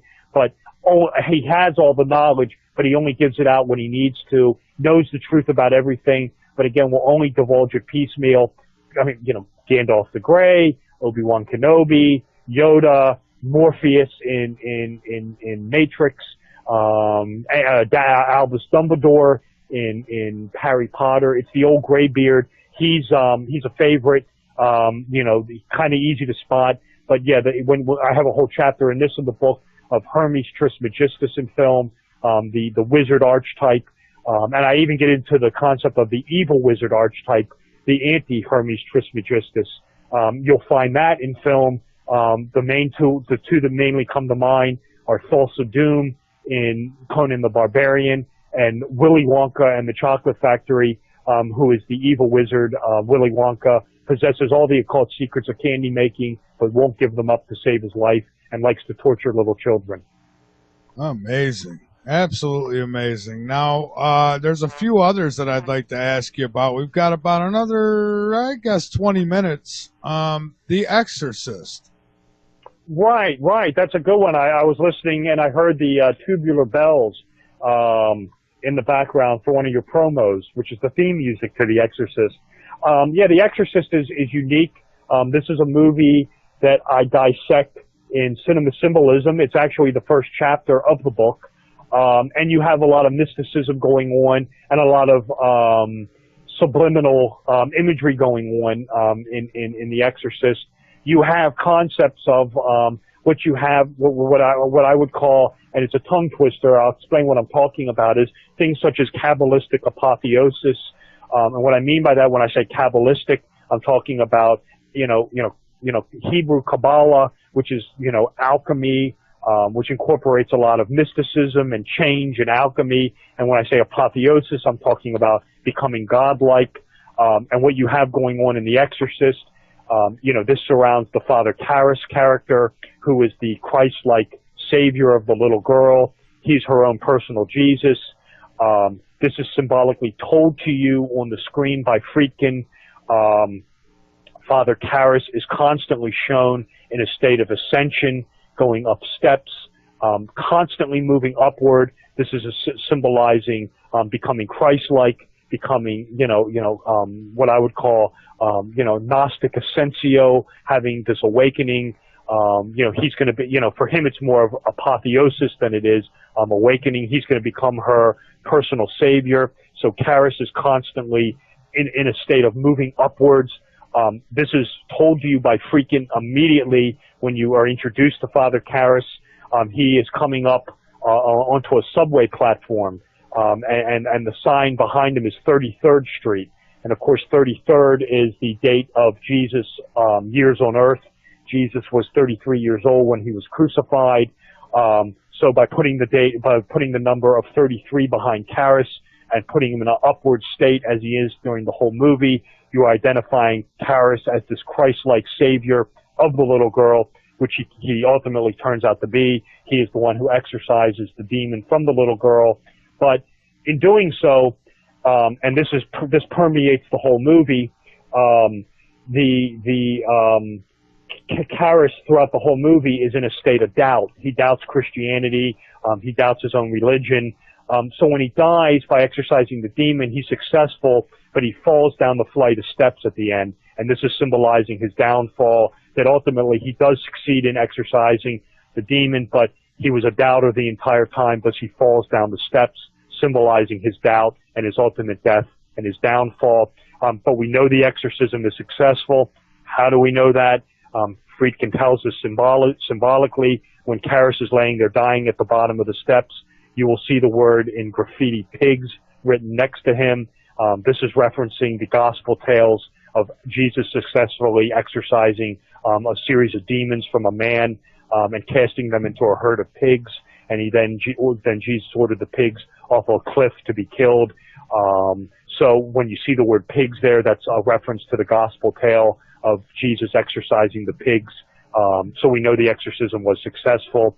And again, you will have Karis constantly moving upwards.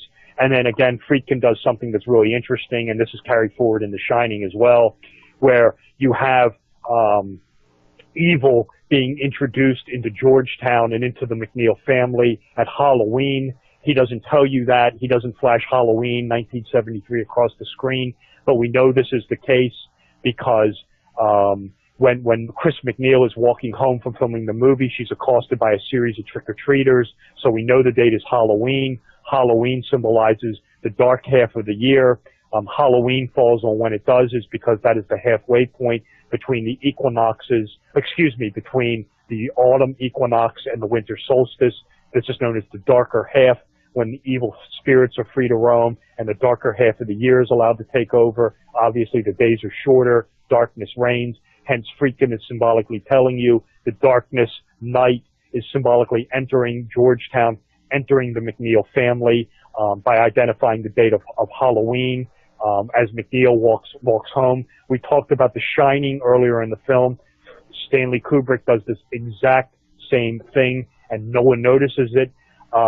The Torrance family, Jack, Wendy, and Danny, actually move into the Overlook on Halloween.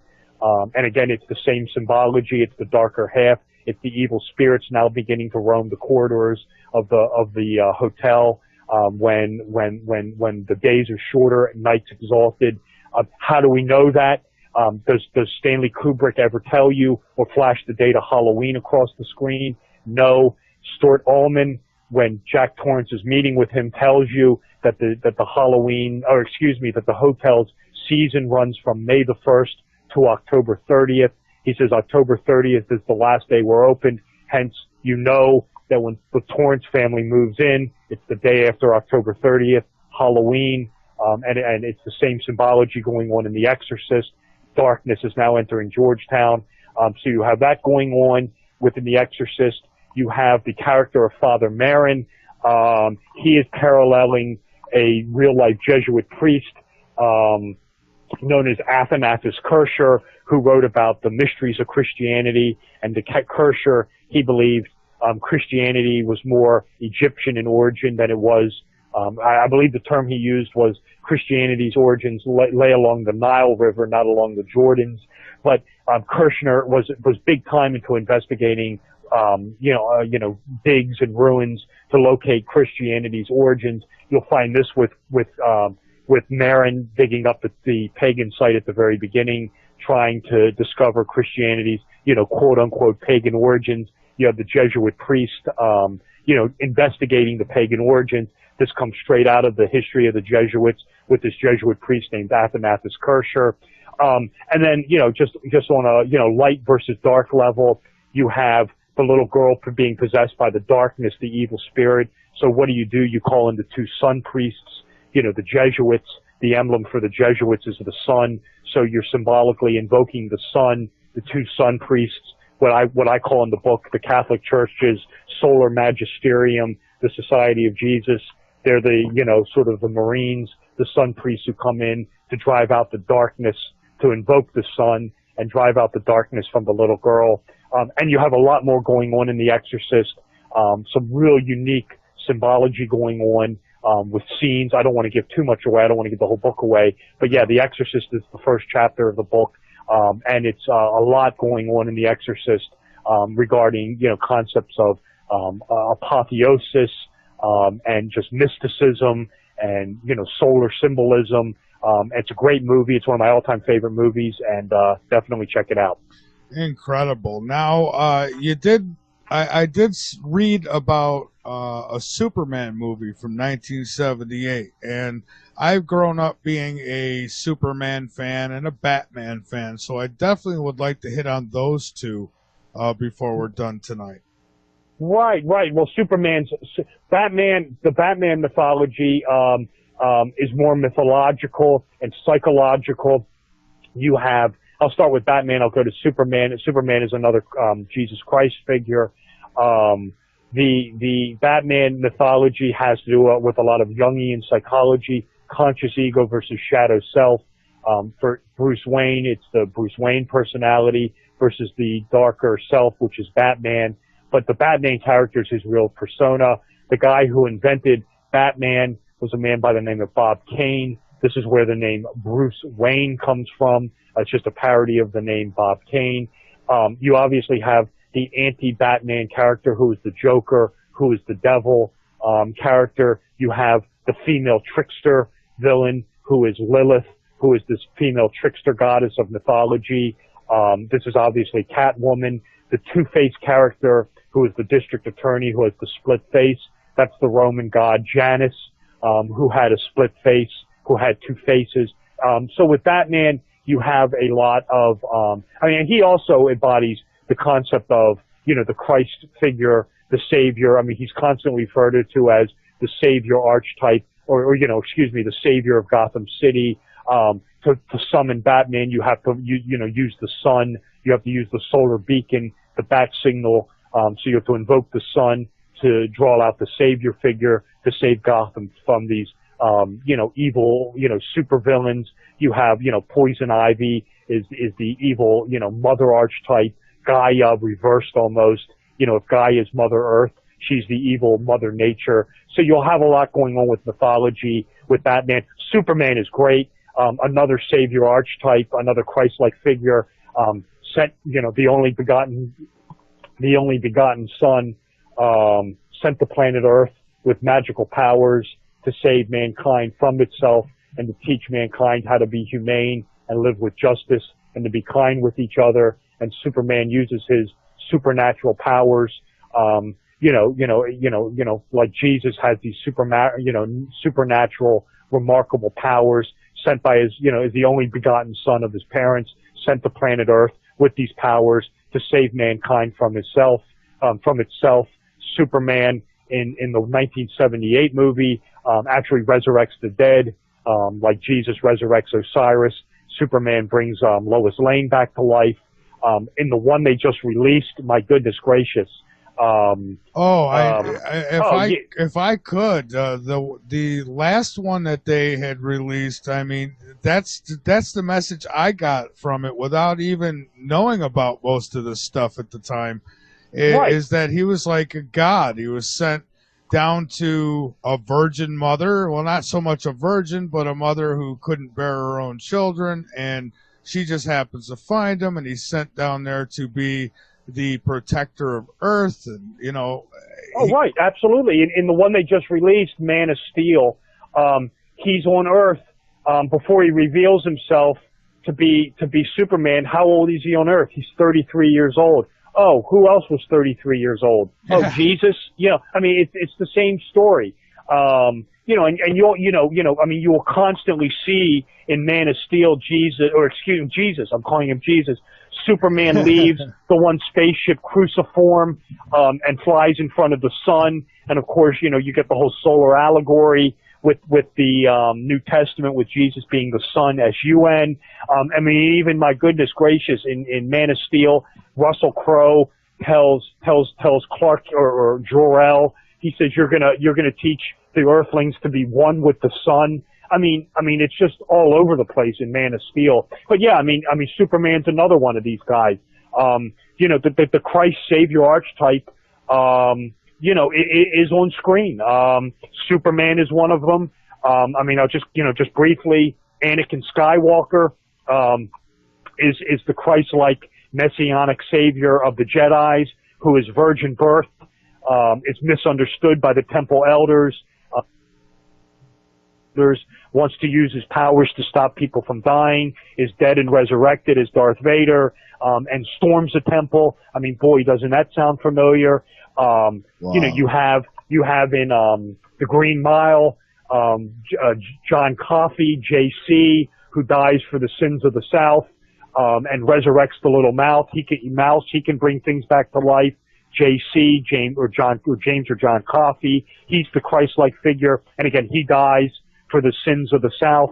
12 monkeys, 12 houses of the Zodiac, 12 apostles, James Cole, JC, is assisted by the woman, Catherine Raleigh, Mary Magdalene. She's the only one who believes him. You know, he's the savior of mankind, to go back in time to save mankind from the deadly virus. He's killed and resurrected at the end of the movie when he watches himself die as a little boy. I mean, it's the same thing over and over again. Yeah, and I didn't like what they did to Superman last time. They had him, you know, he gets Lois pregnant, knocks her up, she has a baby, he leaves for 5 years, and hangs around in space, and then finally comes back. You know, it's like almost like, you know, even Superman does it. It's okay. Yeah, well, I think that's the one from the middle of the 2000s called Superman Returns. Yes. Yeah, watch Man of Steel if you want to see Superman as Jesus Christ. Watch the one with Russell Crowe and yeah, I seen that one too. I kind of mixed them up there, but yeah. Yeah, that's the one that really shows Superman as Jesus Christ. I mean, he is constantly flying around cruciform in front of the sun. Russell Crowe says you're going to teach the humans to be one with the sun. Yeah, I mean, he's on Earth 33 years. I mean, boy, that's a real dead giveaway. Yeah, lots of going. I do more of the Superman stuff in cinema symbolism too. But no, you're spot on. It's a Christ-like savior archetype. Superman, Clark Kent, no doubt about it. Yeah, incredible. Now, one of our listeners asked about Harry Potter. So if you want to touch on that for a couple minutes. Well, again, I'm just going to go over it briefly. This is something I'm talking about in cinema symbolism too. I was originally going to do the Harry Potter material for cinema symbolism, the book that's out now. It was too much. I couldn't take on 8 movies, but it's the same thing again. You know, where you have the Hermes Trismegistus character, which is Dumbledore. You have the Sun Child, you know, the hero, the messianic savior, Harry Potter, who's going to, you know, against the, you know, agents of darkness, which is Voldemort. You know, and Harry Potter, like all, you know, a lot of these guys is dead and resurrected, as Harry Potter is. You got a lot of astrological tie-ins with Harry Potter, with the Harry Potter characters. A lot of the names, Sirius, Regulus, Bellatrix. The most famous is probably Draco Malfoy. Draco is the great serpent and the great dragon in the sky, the constellation Draco. And of course, Draco Malfoy goes into Slytherin Hall, which is the serpent. So yeah, you have a lot of astrological esoterica going on with Harry Potter. I talk about it briefly in cinema symbolism, but I'm doing all 8 of the Harry Potter movies in cinema symbolism too, which I am working on right now. Nice. Now, even the Smurfs? Yeah, absolutely. It's a great way to wrap up the show. I just had someone else asking me about this the other night. Yeah, the Smurfs. What a lot of people ask me about is I usually get asked about the Walt Disney material. How a lot of that is very dark and mysterious, yet it's directed for children. And it is. But with the Disney material, you can't lay all of it at the doorstep of Walt Disney. A lot of his stories are based on, you know, the Brothers Grimm's fairy tales. But you know, if you want to see you know, arcane themes in children's shows, look no further than the Smurfs, which is just one gigantic political allegory. The Smurfs themselves are the perfect communist society. They all work without pay. They all live rent free. They all live in the same housing. All their housing's identical. They all wear the same clothing. They all, you know, Papa Smurf is Karl Marx. He looks like him. He wears the red of the communists. And he wears the red free. If I may, I believe they were created by a wizard, were they not? No, I'll get into this in a minute. Oh, okay. No, the Papa Smurf is the Karl Marx character, the benign, de facto Stalinist ruler of the Smurfs. They all do their jobs without pay, but they live rent-free. They all wear the same costumes. They all wear the same uniform. They all live in the exact same housing. Papa Smurf is Karl Marx. He looks like him. He wears the red of the communists. He wears the red Phrygian hat of the sans culottes, which are the proto-Marxists from the French Revolution. Their archenemy is this evil wizard called Gargamel. You know, they're the communists on a darker level. Gargamel is Nazi Germany. On a more exoteric level, he's the West. He's obsessed with materialism. And the first time Gargamel is introduced, he's trying to transmute gold. He's trying to use the Philosopher's Stone to make gold or material wealth. But yeah, what Gargamel does is, to undermine the Smurfs' perfect communist society, he goes into his satanic book of spells, which he keeps in his castle keep. And of course, this is paralleling the Nazi stronghold of Wewelsburg, where Himmler had this keep, where he kept all the, you know, magical artifacts for the SS. He grabs his great book of spells and he takes a lump of clay and uses Hebrew black magic and this is Frankenstein's monster. He creates what's called a kabbalistic golem. Out of this lump of clay, he imbues it with human life. This is what Dr. Frankenstein does with Frankenstein's monster. And out of this lump of clay is born Smurfette, who outside of Frankenstein's monster is probably one of the, in the top 10 most famous kabbalistic golems ever created.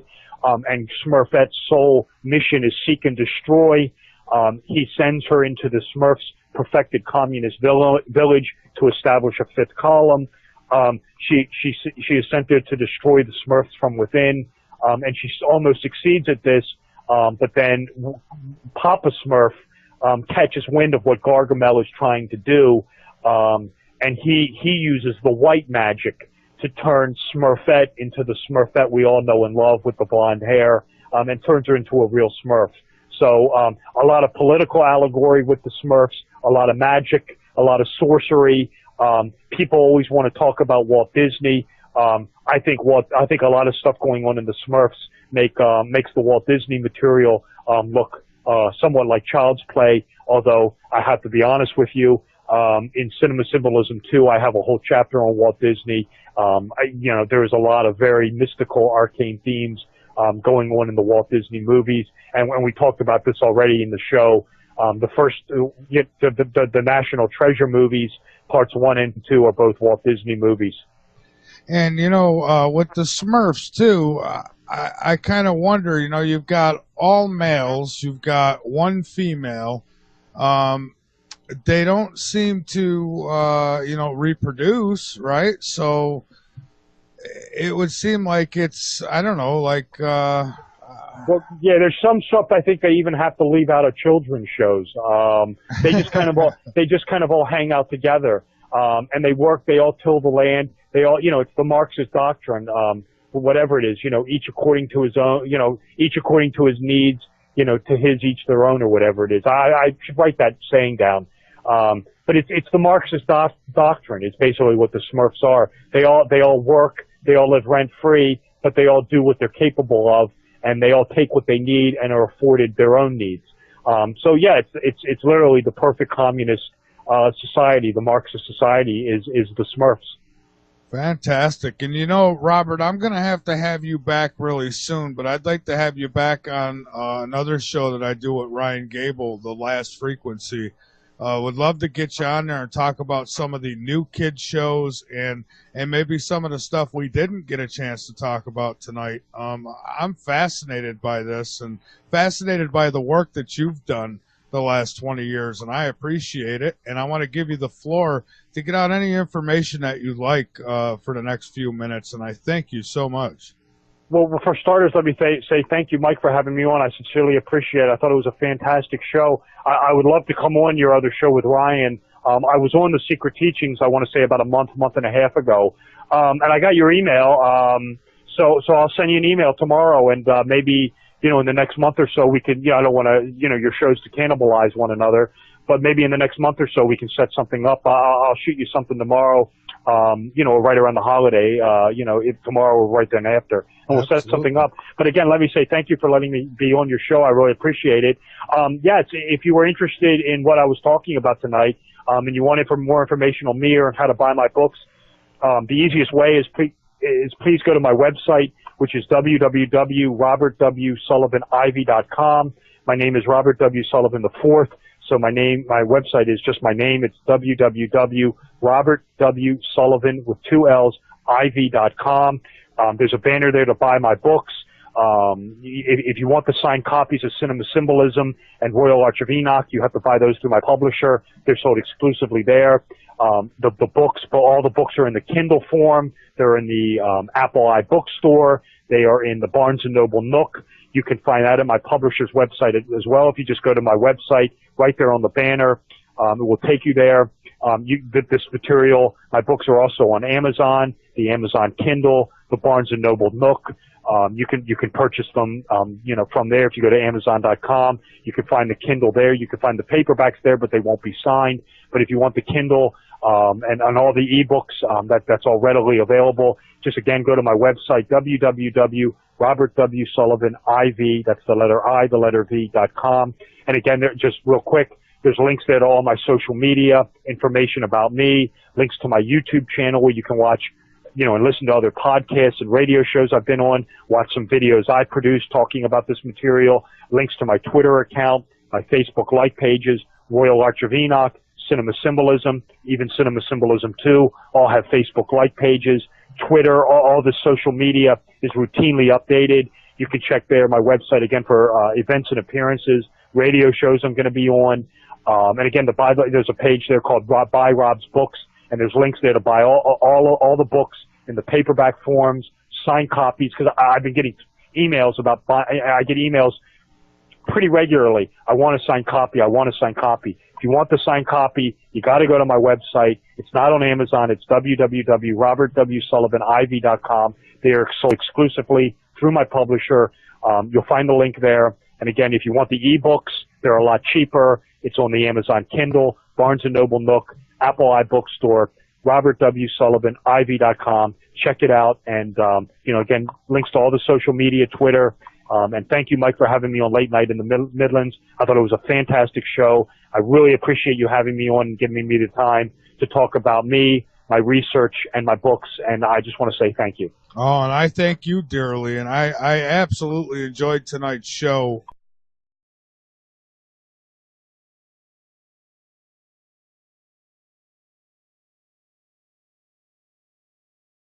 Was being developed in the 1740s, 1750s, and the Book of Enoch, one Enoch, was lost to history from around the 2nd century, 3rd century AD, all the way up until 1773, when a man named James Bruce returned to Europe with copies from Ethiopia. Those copies remained untranslated in the basement of the Bodleian Library at Oxford University until 1821. So this book, The Royal Arch of Enoch, presented this historical anomaly, talks a lot about the history of Freemasonry, why this degree is so important, a lot of the symbology, the philosophies coming out of it, how they were shaping material culture, the United States of America. I got into the whole Masonic architecture of things like Washington, D.C., things going on in New York State, New York City, the Statue of Liberty. I'm sorry? Oh, no, I'm listening. You might be getting a little feedback. There must have been a little bit of feedback. Yeah. But and things like the Erie Canal, things going on in New York, things going on in Baltimore, Maryland. And the book came out, and what I did was, when the Royal Arch of Enoch, I brought this sort of up to modern day in the final chapter of the Royal Arch of Enoch, I talked about Masonic, Enochian, solar symbolisms going on in some popular movies that I clearly had seen. Most notably, things like the National Treasure movie, the very first one, is a retelling of the Royal Arch ceremonial. It's the location of the Masonic treasure vault beneath the Holy Ground, which is the Royal Arch ritual. Masonic elements turn up in National Treasure too. Movies like Excalibur, which is by and large a solar allegory. Things like the Da Vinci Code, which is basically a shrine to the number 13. Things like that. And you know, this was documented in the Royal Arch of Enoch book. It's the final chapter. And what happened was, there was a lot of other movies that I wanted to talk about that incorporated this sort of kabbalistic, numerological, astrological, mythological underpinnings, themes, concepts going on in them. And of course, it didn't really fit into the Royal Arch of Enoch book. Cinema Symbolism is about 470 pages long. So what I did was, immediately when Royal Arch of Enoch was published, I started writing Cinema Symbolism, a guide to esoteric imagery in popular movies, all but immediately. And it's really, for lack of a better word, a continuation of the final chapter of the Royal Arch of Enoch. And this book was published about a month ago. It's brand new. And it documents, again, these sort of, mythological, numerological, kabbalistic, alchemical, mystical symbols, and iconography being placed in popular movies. And it's really unique. It's a fascinating study because I'm 100% convinced the material is in there. Most of the time it's in there intentionally. And it's a book that took me about 2 years to write. And in a nutshell, I'll just wrap up on this. I'll wrap up your question with basically what I did was, with all the research I did when I was doing the Royal Arch of Enoch, studying things like, the occult, mysticism, mythology, Freemasonry, numerology, astrology, Kabbalah. I basically applied that to movies. And you'll clearly see, this material and this, these themes turning up in popular cinema. This is beyond dispute. I believe, like I said, I believe most of the time it's intentionally placed there.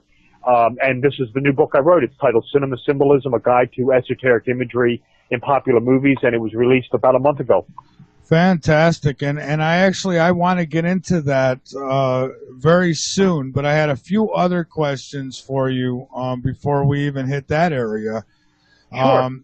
One, for starters, we talk about symbolism often here, especially now we have a host on this network who is deep into it. You might know him, Ryan Gable, with the Secret Teachings. And yes, I did. I was on that show. Oh yeah, well, he also his show is here on the L&M network as well. We run it too, and on Wednesday nights, him and I do a show together. So he certainly has opened my eyes to this area a lot more, and we find symbolism all over the United States. But what does the symbolism actually mean, and who is it placed there for? Why is it there? How relevant is it today for us? Well, it's a good question to ask. A lot of what you would call, just symbolism, like, when you get into, it's a broad question. I'll try to answer it as best I can. Sure. But like, for example, a lot of the stuff going on, in Washington D.C., for example, with some of the sacred architecture, the sacred geometry, the astrological architecture, and it invokes both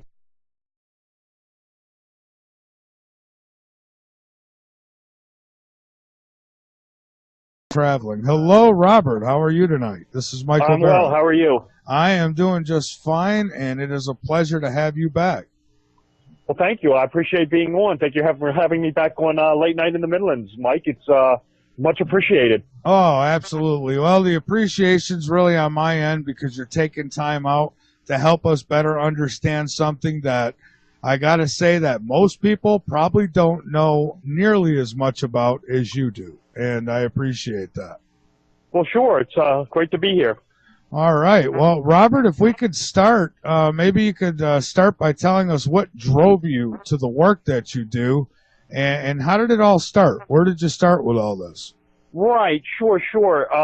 Well, the book that I currently published, which is basically a month old, Cinema Symbolism, that was born out of a book that I wrote and was published 2 years ago, called The Royal Arch of Enoch, The Impact of Masonic Ritual, Philosophy, and Symbolism.